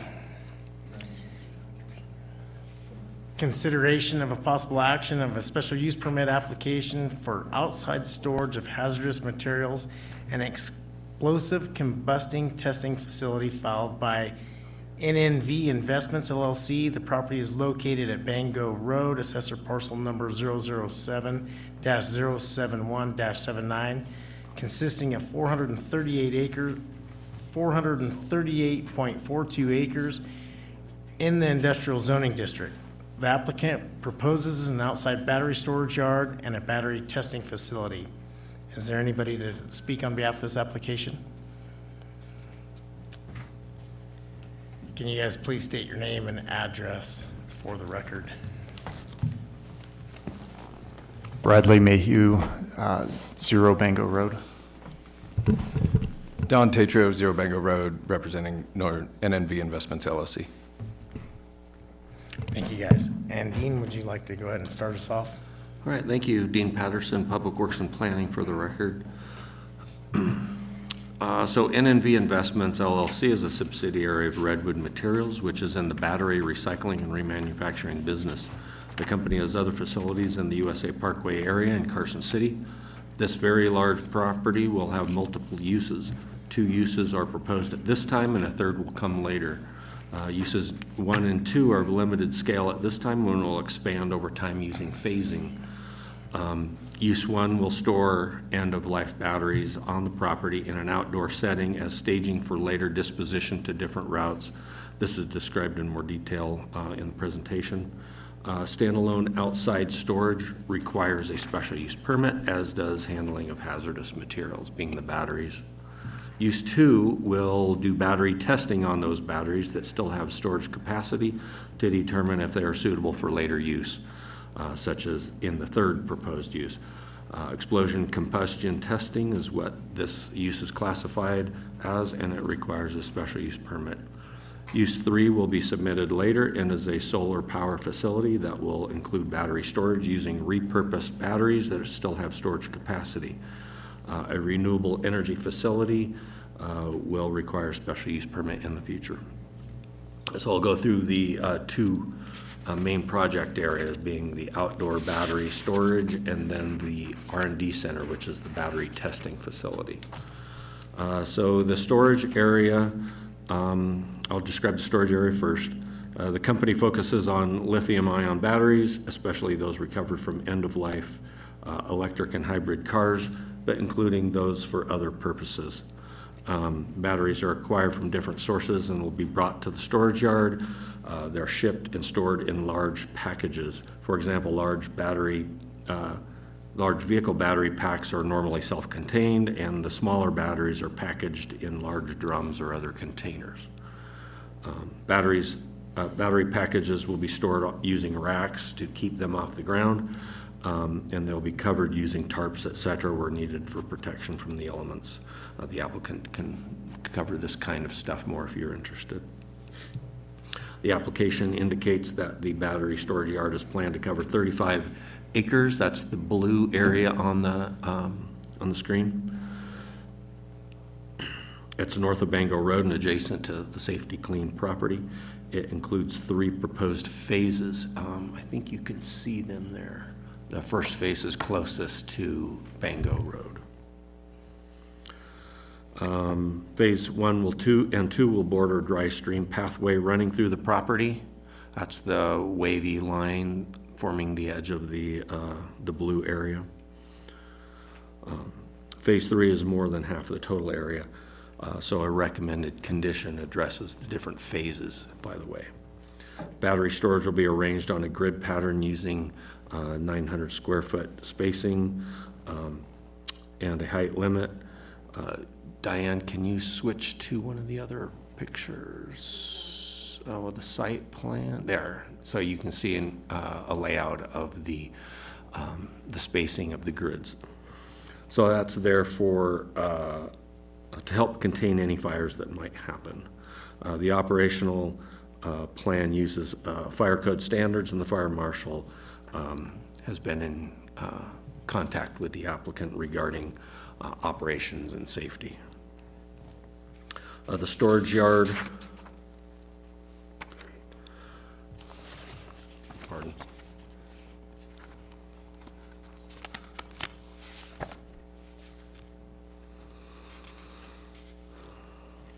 Storage yard will be fenced and controlled for security, and there may be night guards. The fence will be screened with a view obscuring material. Operational hours will be a 12-hour daytime cycle with approximately 12 employees. The storage yard will have an office and parking area. Temporary store services are proposed to start with and are an issue in the staff report that results in a condition to ensure permanent facilities are installed before the first annual review. And in addition, they'll need a temporary use permit for the office. So the R&D center or the battery testing site is next. This is similar to the NNRC Tesla facility that's in the county, though testing is not focused on extreme condition testing done at that facility. However, even with the lower testing stresses, fire and explosion of the battery packs is possible. This area will be over 2.5 acres south of Bango Road.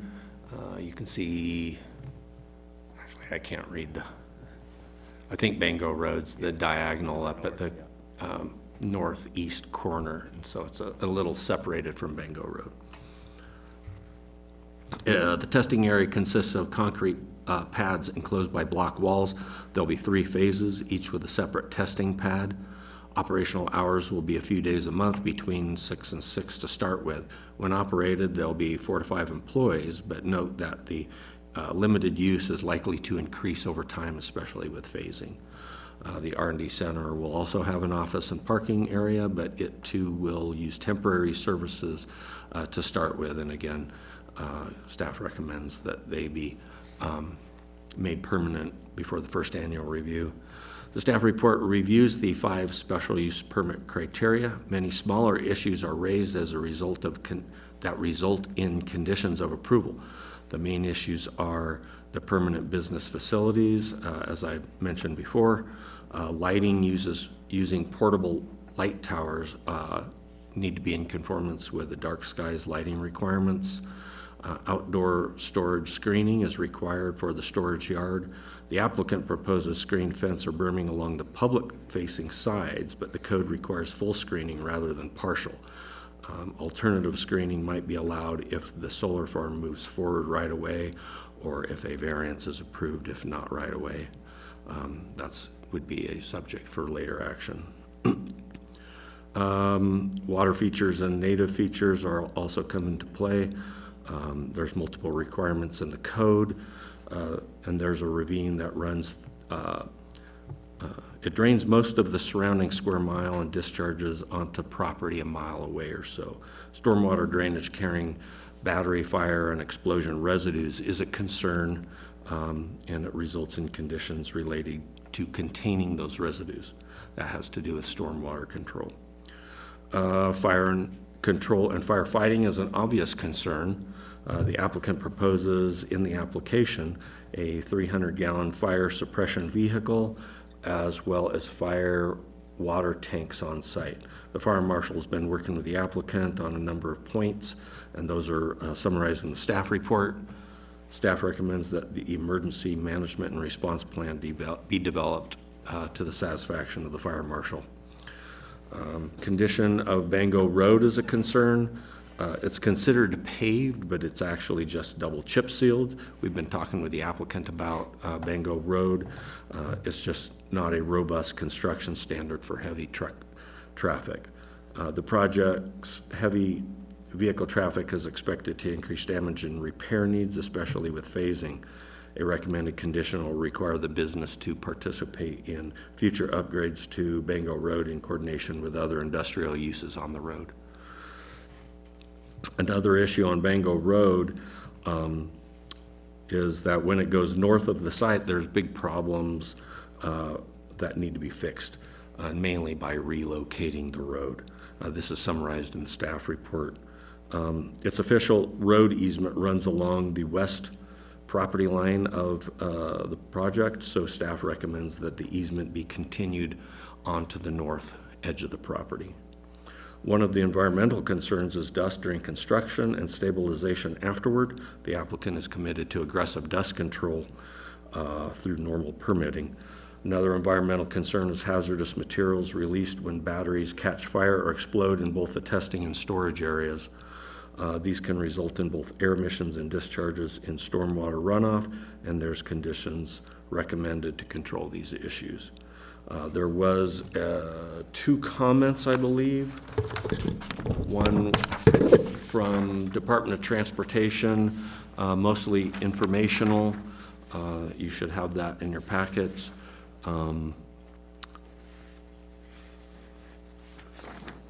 don't see anything of note there.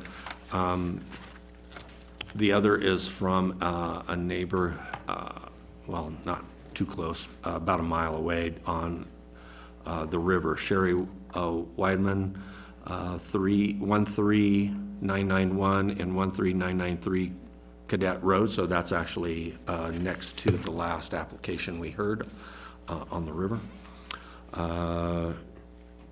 She provided a comment, a paragraph or so, as well as some information on the sheet.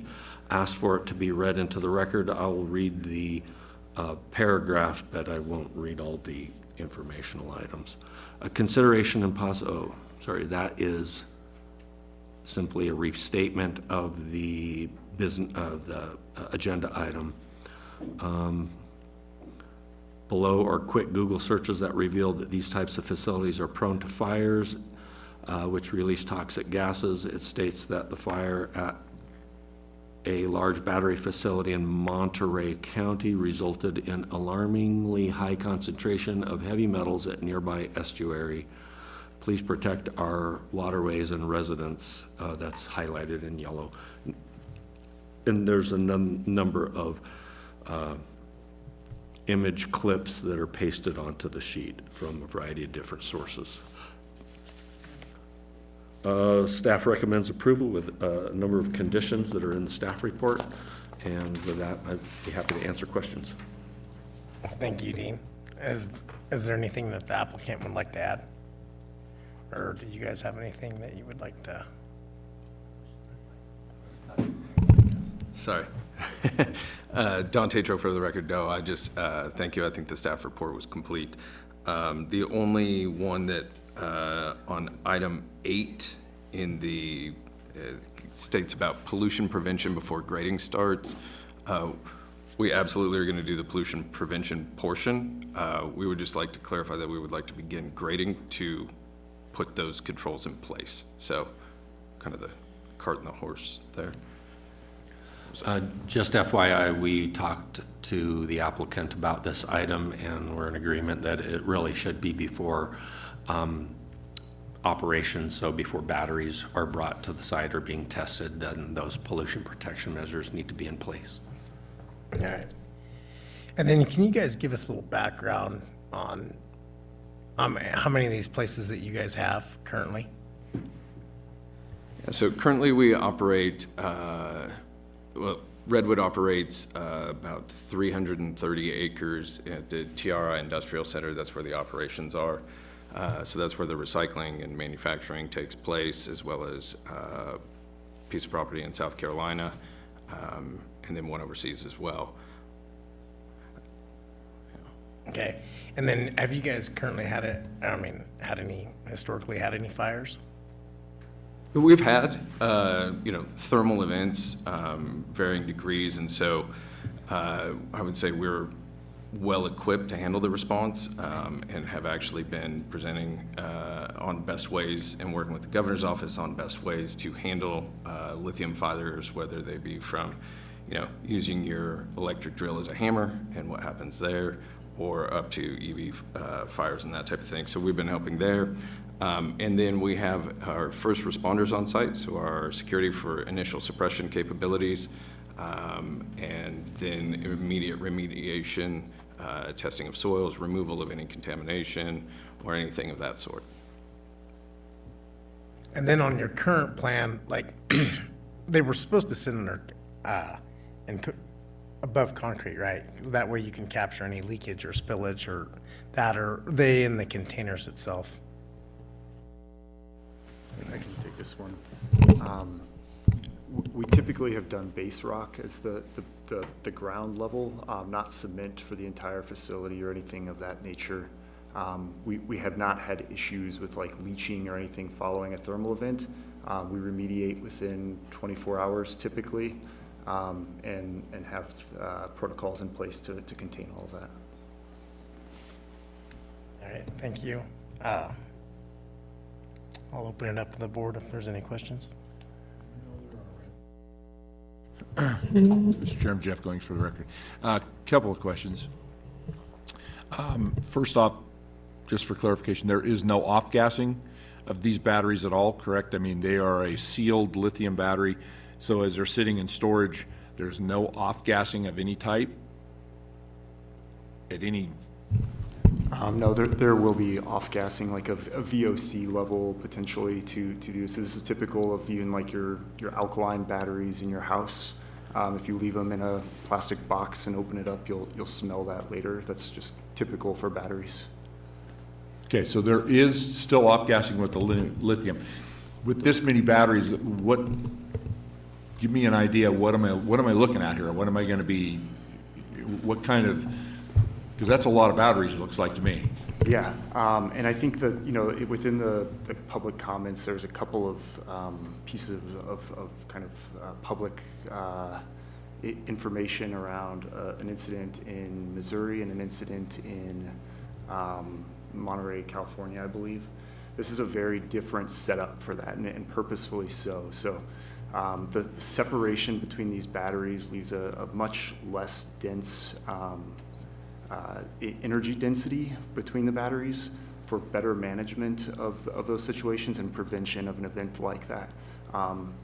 So the two events that were brought up have roughly 10 times or more energy density per square foot than what we have here.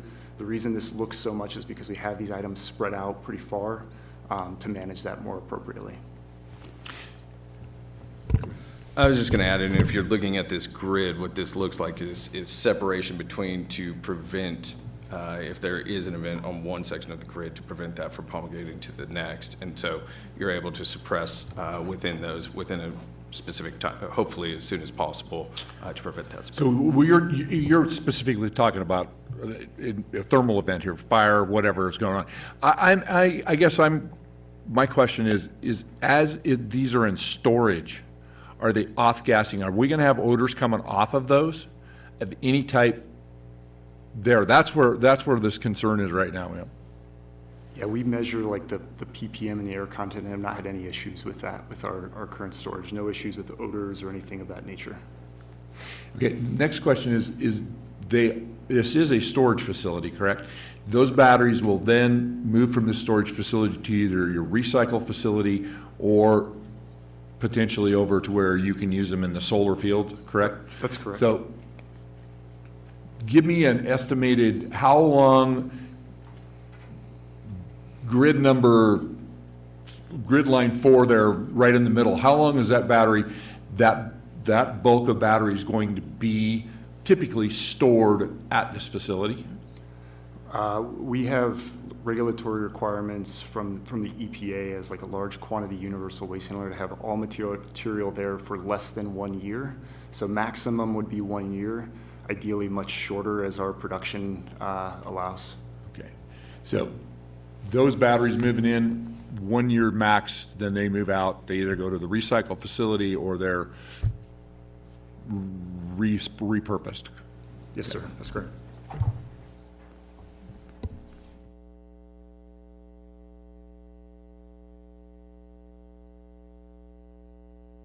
Victor?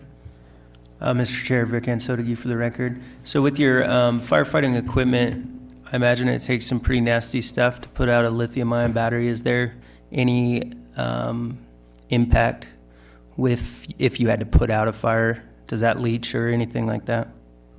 Yeah, typically the best thing to put out the lithium-ion battery fire is actually water. So we usually use primarily water for that.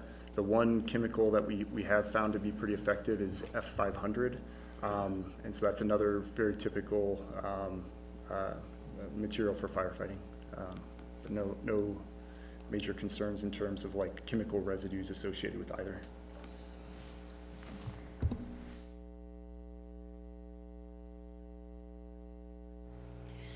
Mr. Chair, Tammy Edgman for the record. Are you familiar with the company that's going to be west of you on Bingo Road there? And what they produce or do in their facility? Is this, are you referring to the Safety Clean? Yes, correct. Yes, we are. And so there's no hazard being that close to another facility with the odors or anything that they have omitting at this time, or any emergency that they have, is nothing with the closeness or proximity of where you'll be located? No, we specifically are keeping an appropriate level of distance between that, so that where we have placed these is intended to provide appropriate spacing to that facility. Perfect. And then next question on the testing site that's going to be south of it. What exactly, can you explain to us what exactly happens on a testing site? What takes place? Yeah, that's where we're testing a variety of batteries to see if they're best for second life or recycling, and the R&D sort of elements within that. I know the definition in the code sounds much more aggressive than we would have hoped. Obviously, we don't want those things to happen, and we're testing these batteries to ensure the proper usage if they did go into a second life application, or if they can be. So an EV pack has modules, and if you could remove a module and replace it, and so a variety of testing to see how best to apply those. So the testing isn't going to be like max testing on what it takes to explode a battery or any of those sites of terrible testings? What would be considered the most detrimental test that you would put on a battery there? We would be testing the capabilities of the battery to make sure that second life usage is safe and you know, not a public risk by any means. So I think first and foremost, like economically for our business, what's best is to both recycle and use these batteries for second life before we recycle them. So we want to pull as many of these to say, like, yes, we have validated that they are good batteries still. We shouldn't just, you know, recycle them for the metal content, but rather we should be using them for energy storage and getting additional usage out of that. Many of these batteries are from electric vehicles, which have a much higher set of specifications, requirements to operate a vehicle, go really fast, to go really far. The charge and discharge for the batteries for second life is a much slower. The comparison is like, you know, a sprint for charging and discharging versus like walking with a walker. So we want to make sure that any of these batteries that are coming to us are being tested for that second life application and being inserted into that future special use permit. That's our first and foremost goal. So this facility would support in that effort. Do you find that there's more incidents at the testing site or at the storage site? Statistically, what is your record? This would be our first testing site of this nature. So I think to date, they've been at the storage site. We will see, like, we will purposefully be testing the limits of these batteries at this facility though as well, within a, like, in a controlled way. Mr. Chair, Joe Frey. When you're testing batteries, I'm guessing you charge them up, discharge them, do things like that. Is there more off-gassing that happens in that phase than when they're just sitting in storage? If we were to like fully push the limits of that, I would say yes. That's correct. Okay. And then you touched on different studies that you guys have done about the off-gassing and measuring the ppm in different locations. Can you describe some of that testing, what all was involved, some of the Yeah, typically baseline it's just like procedures? typical air monitoring for this, and we really do it for employee safety, to make sure that we aren't putting people at risk who are working next to this, to make sure that the off-gassing is appropriate for human beings to be there. And so that's why we're checking that, monitoring that on a regular basis for our own employees.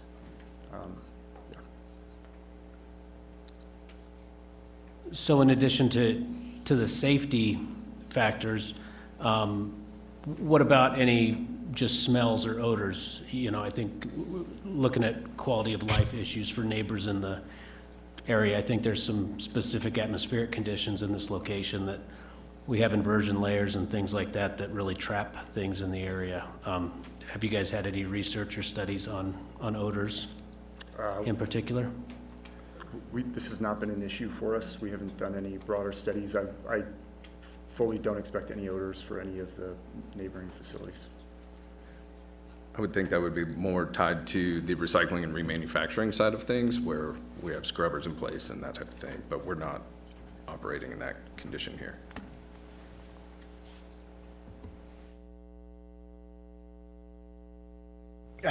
Is there any public comment?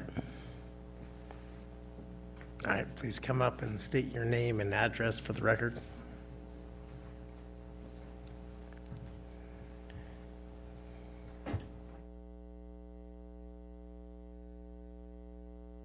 Okay. I'm Yvonne Morai, and I am for 13911 Cadet, 13911 Cadet and 1399 Cadet. We have some serious concerns. We've already had to deal with Bango oil. I have witnessed the odor of Bango oil for a very long time. This is my in-laws' house. We were told the same thing, that there's not going to be any odor, there's not going to be any of that, and let me tell you, it was a bold-faced lie, because that whole area out there reeks from Bango oil. Batteries with lithium are very, very explosive, and they're highly flammable. He just said here that you're going to have, like, you can use the water maybe. I'm not an expert on lithium batteries, but I watch the news, and you see Teslas get on fire all the time, and they can't put them out. In fact, I-80, they had to close because they couldn't get that fire out from a Tesla lithium battery. When those are, if there's a fire with the amount of blocks that they have up there, how is that going to protect all of those houses and all those beautiful ranches along that river? You're talking about your water table. You're talking about the fire. You have a bunch of deer that you talked about in the last thing that are out there. There's quail, there's wildlife, but there's human beings. We have an aunt that lives at the end of Cadet, at the very end, who just lost her husband, who's elderly. She couldn't be here. And she has a swamp cooler. We already feel the effects of Bango oil coming in through our houses and in that whole area of those ranches. We have a meat house that is right there, right across across the way from Bango oil and where this is being proposed. You're talking chemicals here. You have alfalfa. You don't know what chemicals is getting into all of those crops out there that are then going into the animals that I'm sure everybody eats meat. So we have some serious concerns. There was a fire with the Bango oil already, and like I said before, they said, oh no, this is not going to happen. Well, it does happen. And there's a lot of people, not just the ranchers, that whole area is full of people, and a lot of people aren't here for whatever reason they can't be. We strongly oppose it. Our ranch and all that area is not a wasteland, and we don't want to be treated like a wasteland for storage of stuff like this. Thank you. Is there any other public comment?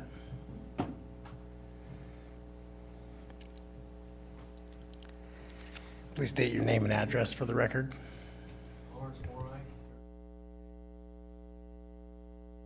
Red, You touch the red button. Oh. So it turns green. Lawrence Morai, 13911 Cadet Road. I'm just pretty concerned about the fire department. A lot of people don't know how easy it is to get a battery to explode. Well, I do, because I've had one explode on me. But in that kind of batteries, it'd be like an atomic bomb going off in this community. And it wouldn't be just, I only live 1.5 miles away. But there'll be people in this whole valley that will pay the price. And it's not worth it. Take and put this out 50 miles away from all the populated areas and you'll be okay. But right where you're putting it, you're looking for big problems. And I just thought I'd let you know, we are concerned about the water. If it went off too, it'd be in it'd be right in the Truckee Canal. It's right next to it. That water's gonna filter right into the dam. And all that acid and that bad material will go right with it. But I just thought I'd express my opinion about it. You gotta be very careful because it's gonna impact the whole valley, and it won't be a very nice situation. We've already had one fire out there. They got it out. They got real lucky to get it out. And you guys know all about it. So I hope that you guys can figure it out and make it work. Thank you.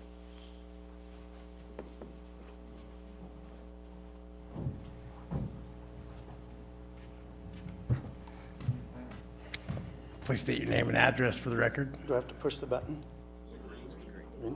It's on? Okay. Kim McCreary. We just bought a farm, 600 acres on the river right across from Mick there. I don't know exactly what I don't know if it has an address. It has a bunch of APN numbers anyhow. So I'm not for it. I'm surprised that there's only 3 of us here. TCID should be here. BOR should be here. The farmers should be here. If they leak something into the Truckee Canal, it's 3.36 miles from Lahontan. What are we doing? Eleanor Lockwood, we all remember Eleanor? She said the worst decision that ever happened in the county, and she had to live with it the whole time she was here, was when they put that Bango Road thing in there. She said it's horrible. She just, every day somebody was complaining. So I'm surprised that the farmers aren't here. I think if the farmers knew this was happening, they would put their foot down. That's just no place to do it. Like somebody said, put it out there. Put it out there. These guys got lots of money. I think that they represent Elon Musk's original partner, Redwood. That's who they are. So be careful. Is that truth? What's that? That Redwood was part of Tesla originally with Elon Musk. It's a separate company. Our CEO used to work at Tesla, a separate company. Be careful. Don't do this.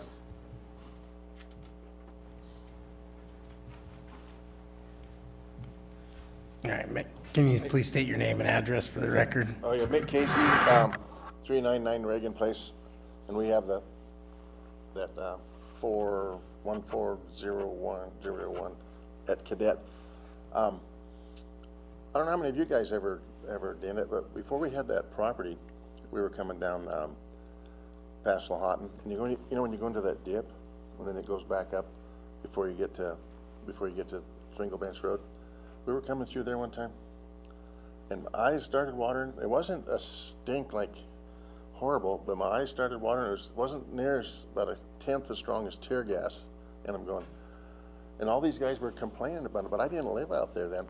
And I'm going to tell Kim, he had an opportunity to buy that place that he's at with the water on it, and he wouldn't do it because of the odors that were coming down down that the wind kind of comes down that way sometimes and travels down low. And the other thing is that's just what you smell. Is there things that you can't smell? You guys were saying that you monitor the air for parts per million or parts per billion for the protection of your employees, but to me that says the employees need protection from this. And what you certainly don't gather all the particles out. And what is, another thing that I was just thinking is, I'm not familiar with the zoning around there. Is that whole area industrial, or is there other zonings in there that people could want to go in there and build residences and stuff like that? I mean, I don't know. I haven't looked on the, you know, Dean, probably. I don't know if there's, but if there is some 10-acre parcels and stuff where houses and stuff would be allowed to be built. This lot is zoned industrial, it's 400 acres or so. Well, I mean, out a little further, I tell you what I wouldn't want to do is live next to it. You know, I don't even want to, I don't like it in the area. Take it downwind somewhere. Take it north, downwind somewhere. That's my opinion, you know. Thank you.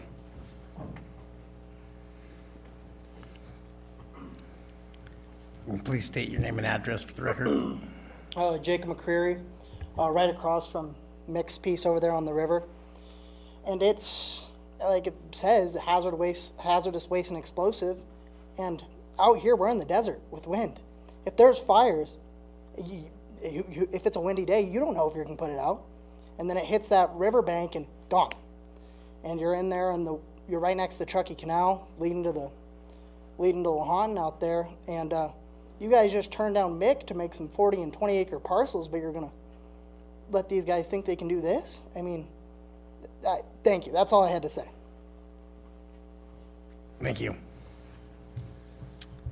Is there any other public comment? All right. Would you guys like to first address the comments that were made?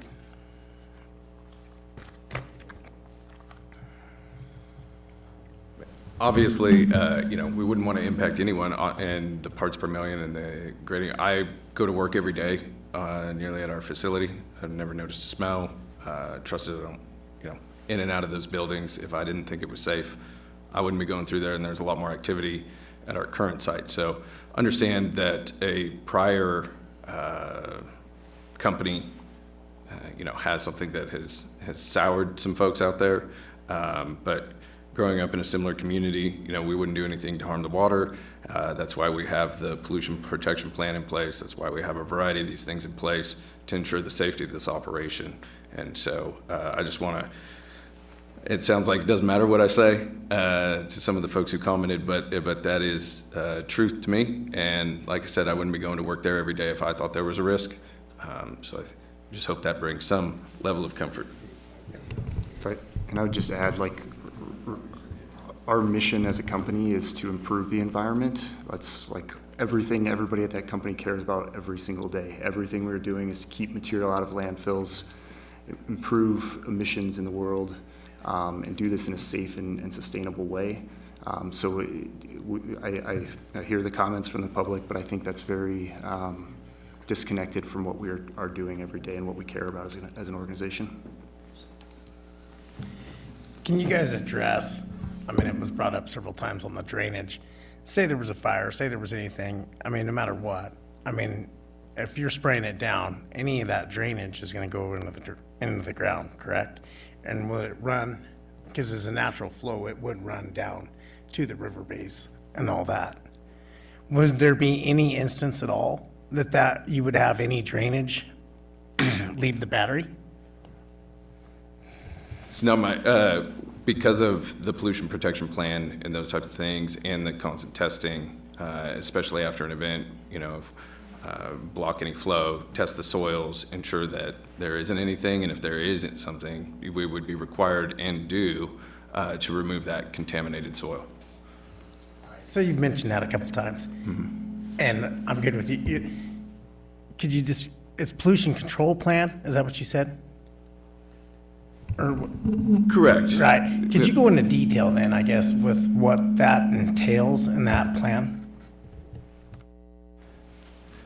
That would be what we're working on with the planning department to ensure we have the proper drainage response, grading, control the flows to ensure that it doesn't go further than where we're storing it or testing it.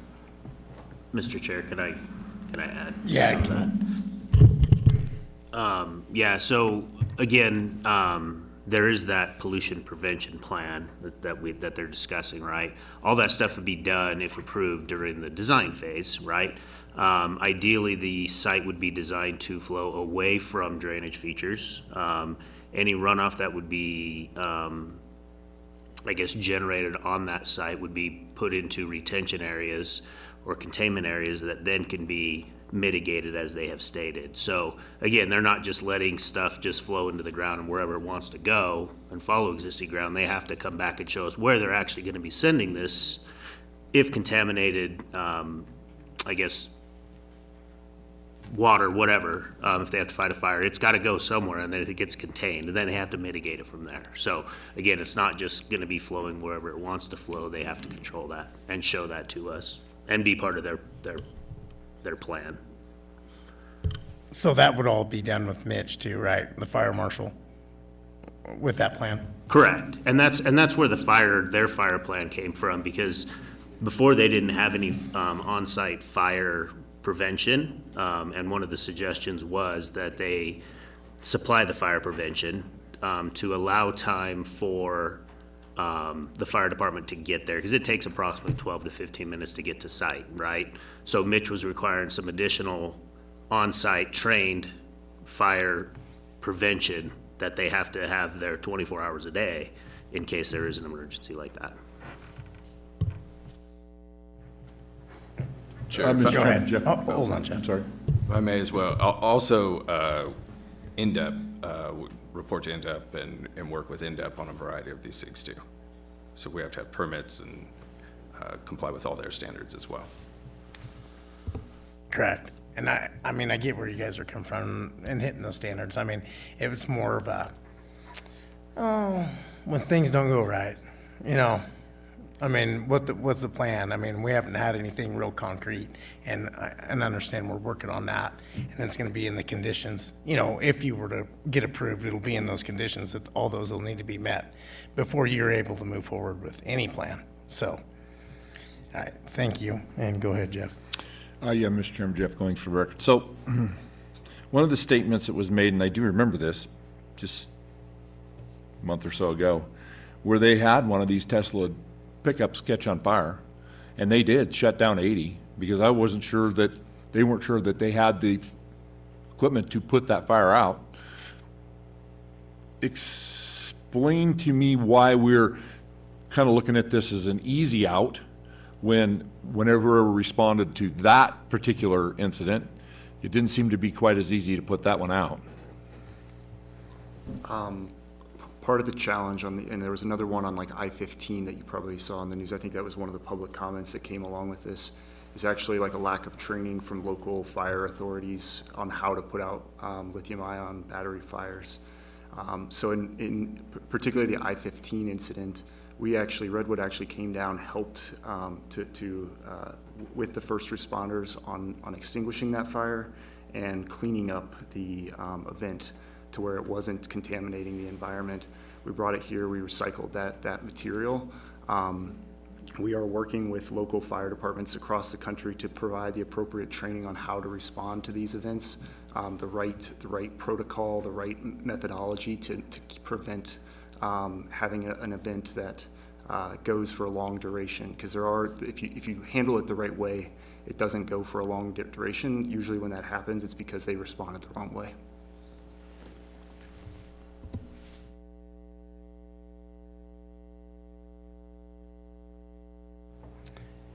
One last question. Go So ahead, Jeff. you had stated that you have the recycling facility, and where is it located? Tahoe Reno Industrial Complex. So it's, okay. Yep.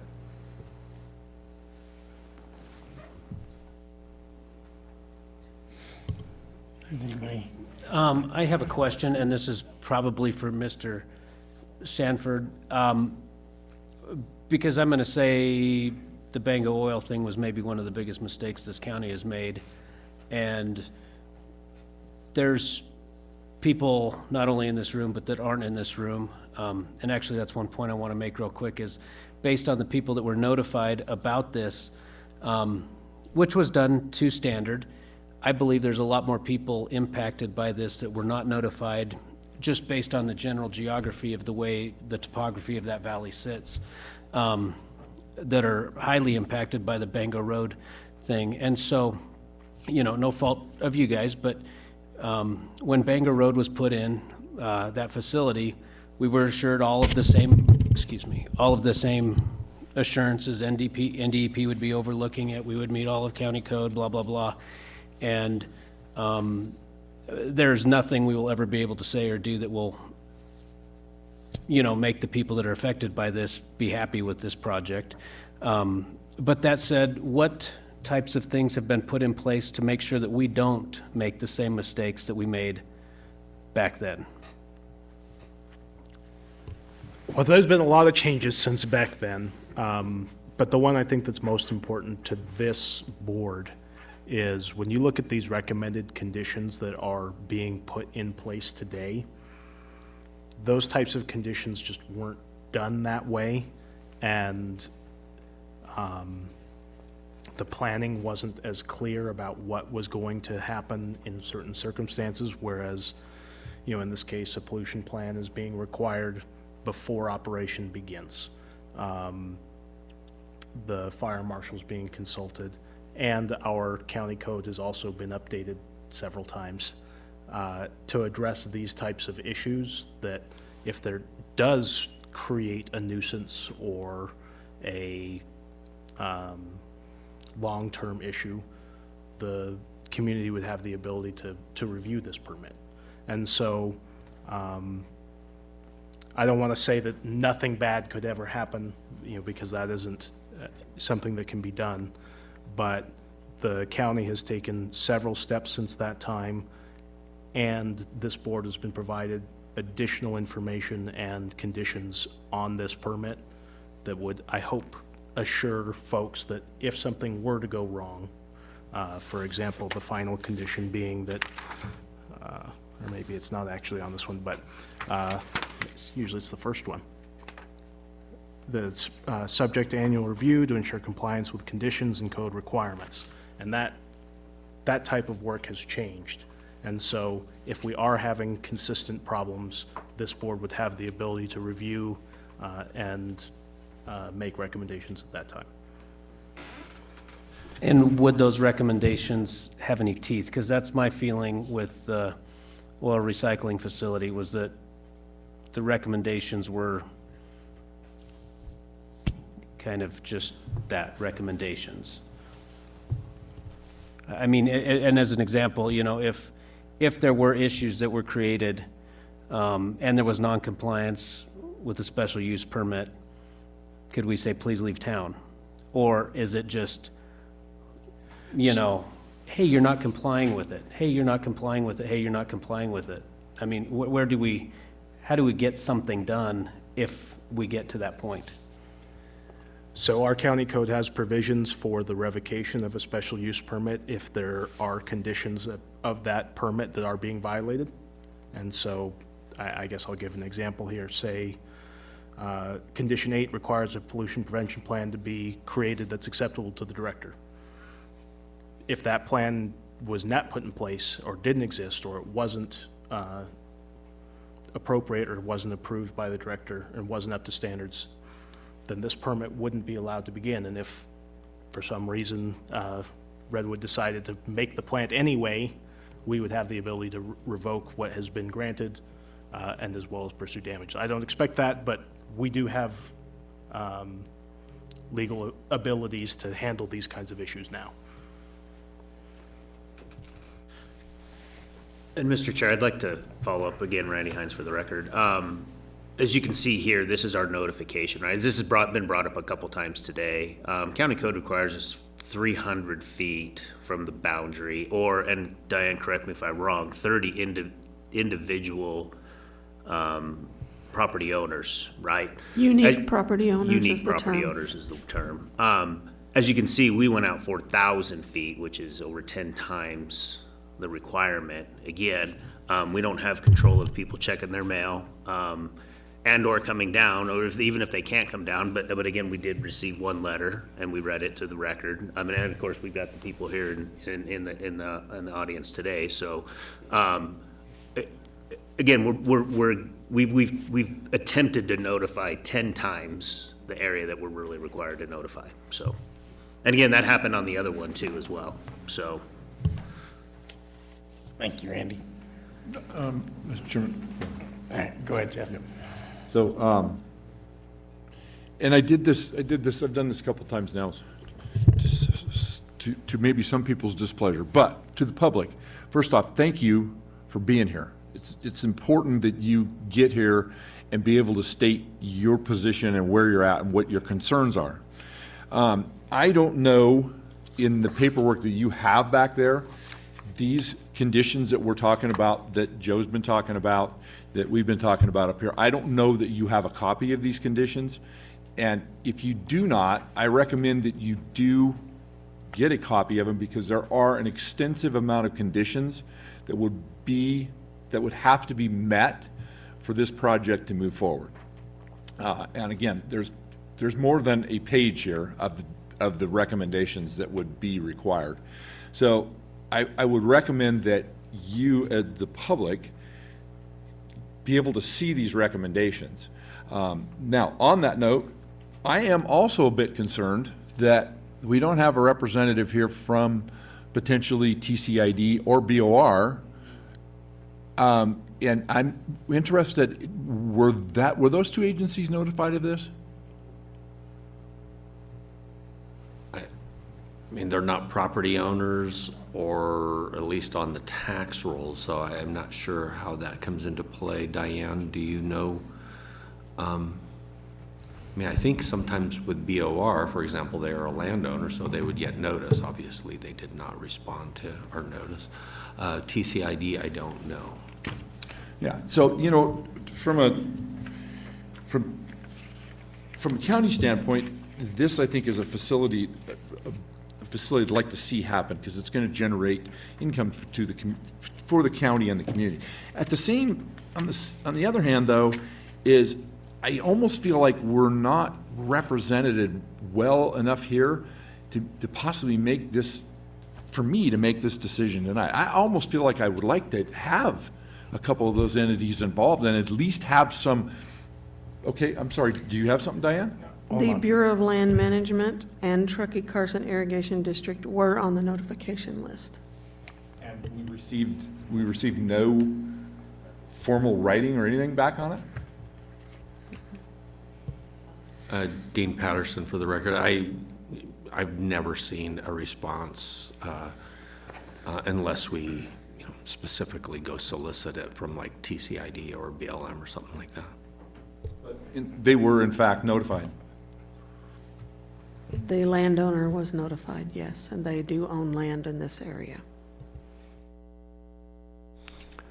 So Dean Patterson again, just to kind of clarify what Joe is talking about, things have changed a lot since the Bango oil days, mainly because we learned some hard lessons from big industrial operations, including, for example, Enel Stillwater. As an example of how the conditions of approval would have been written back then, 20, 25 years ago. I don't know exactly when it went in, but the conditions of approval would have been very generic, something like, you have to go get NDEP permits and you have to meet county code, without saying anything more specific than that. Maybe a few other items that did get specific, like maybe truck traffic or something. But now we've kind of learned a lot of lessons, and we pay a lot more attention to kind of catastrophic situations that might happen with industrial operations. And the butane transloading operation from last month is a good example of the extent we go to, basically in coordination with the fire marshal, in thinking about what can happen and how to deal with it. And what that really results in is that the fire marshal has requirements that they put into place with the applicant. So we talked about some of the butane things like, well, gee, maybe you should separate your car before transloading it so that if something bad happens, it doesn't take out the other 6, that kind of thing. Similarly with Banco, we would have looked at it differently than we do now, and we developed a good relationship with Safety Clean, and I think we have probably 6 special use permits that they've gone through, and we work with them to figure out some of the bad things that can happen. Obviously, it's too late for the fact that they exist, but we have done a lot of work to make sure that the changes that they've made have been improvements. The railroad tie facility is another example. Working with the fire marshal to come up with a better way of operating to deal with potential for those catastrophic events.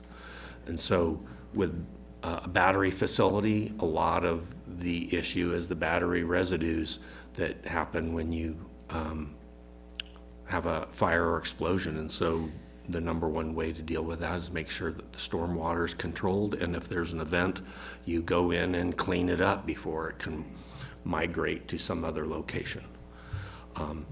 So anyway, just wanted to put that in. Joe, I think, might have been looking for our public nuisance condition, and when he said that, I was looking for it too, and I see it somehow it did not get included. So you could, if it makes you feel better, include the public nuisance condition that is often in our conditions of approval.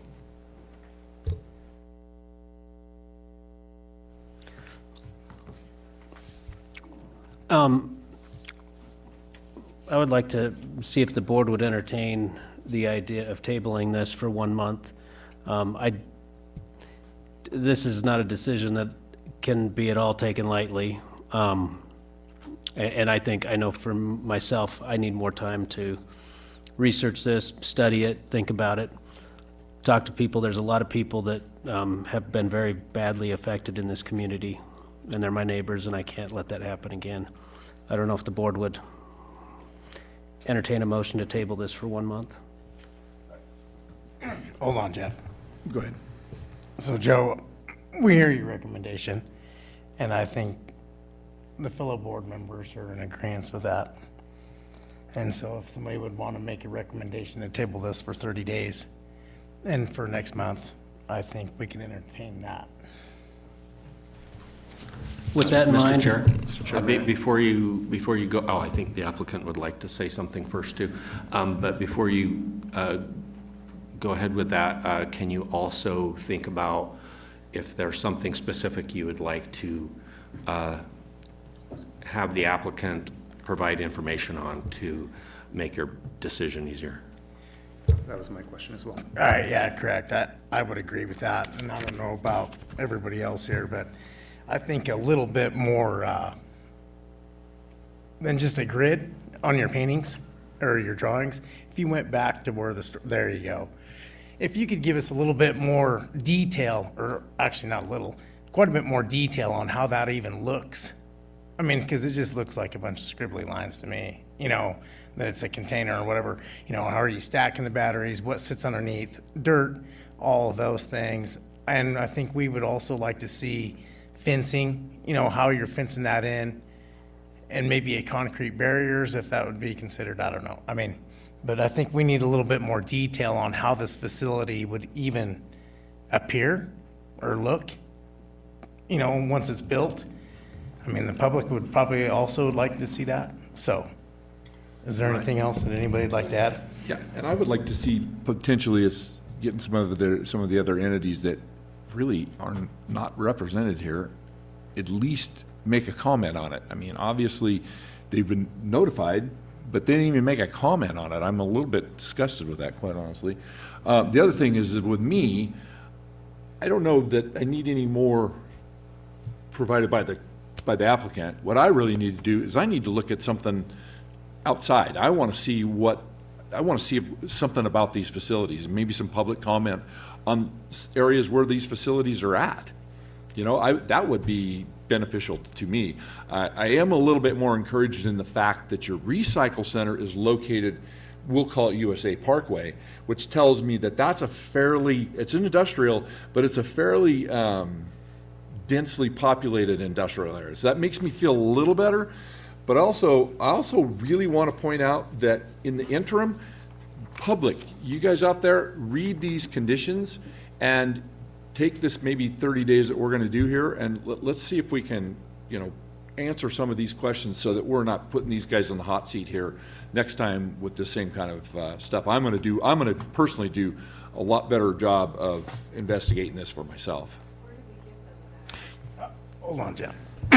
So everybody, so they're aware, you can go to the Churchill County website, and all agenda items are on there, whether it's the Board of County Commissioners or the Planning Commission. You can download, and all of this is located there, and you can look at the staff reports and that.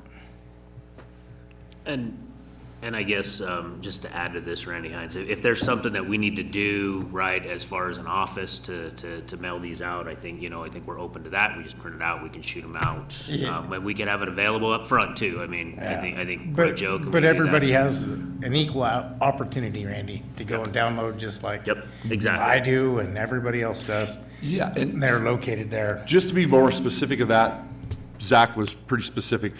When you go to that website and you start to download those documents, this is under staff report. And that's where you're going to find these conditions of approval that would be on here. Okay, so you won't find them in the agenda. They're not in the agenda items, so they will be in your staff report. It's attached under 14, under the appendix supporting documents. Okay. I also would like to ask for you guys for next time when you come in, I think it would help, and I think this really eased a lot of people in Hazen when we did the butane last month, is when the company came in, they actually had a presentation that they promoted, that they did, that really explained exactly how their whole process went. One process that I would like to know is your contaminant holding. Are you gonna have a contaminant holding? If you do have a fire and you're washing, instead of it running into a canal or ditches or into the ground, you spoke about soil removal, is there a containment? What is your process in actually containing your contaminants of an incident? Does that make sense? Yes. Is everybody good? Would you like to make a? I would like to see some information more on the air quality situation, maybe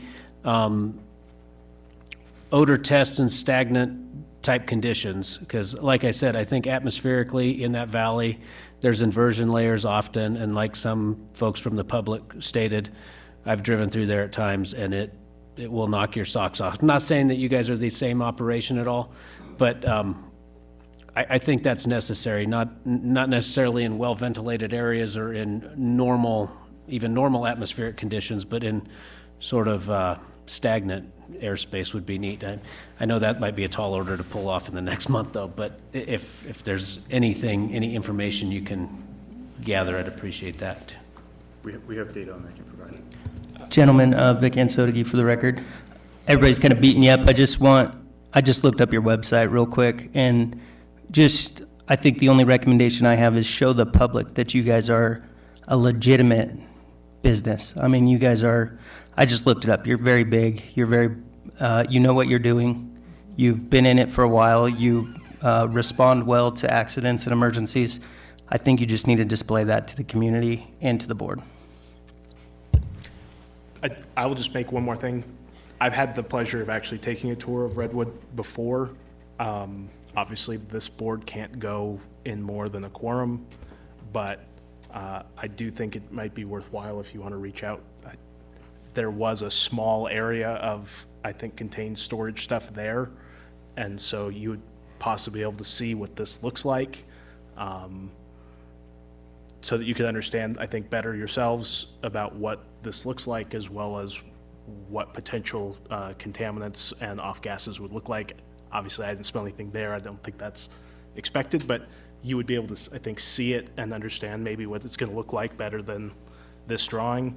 I guess my recommendation would be that the Redwood folks, if you'd reach out to our planning department, that we can get something like that coordinated in a way that doesn't implicate any open meeting problems.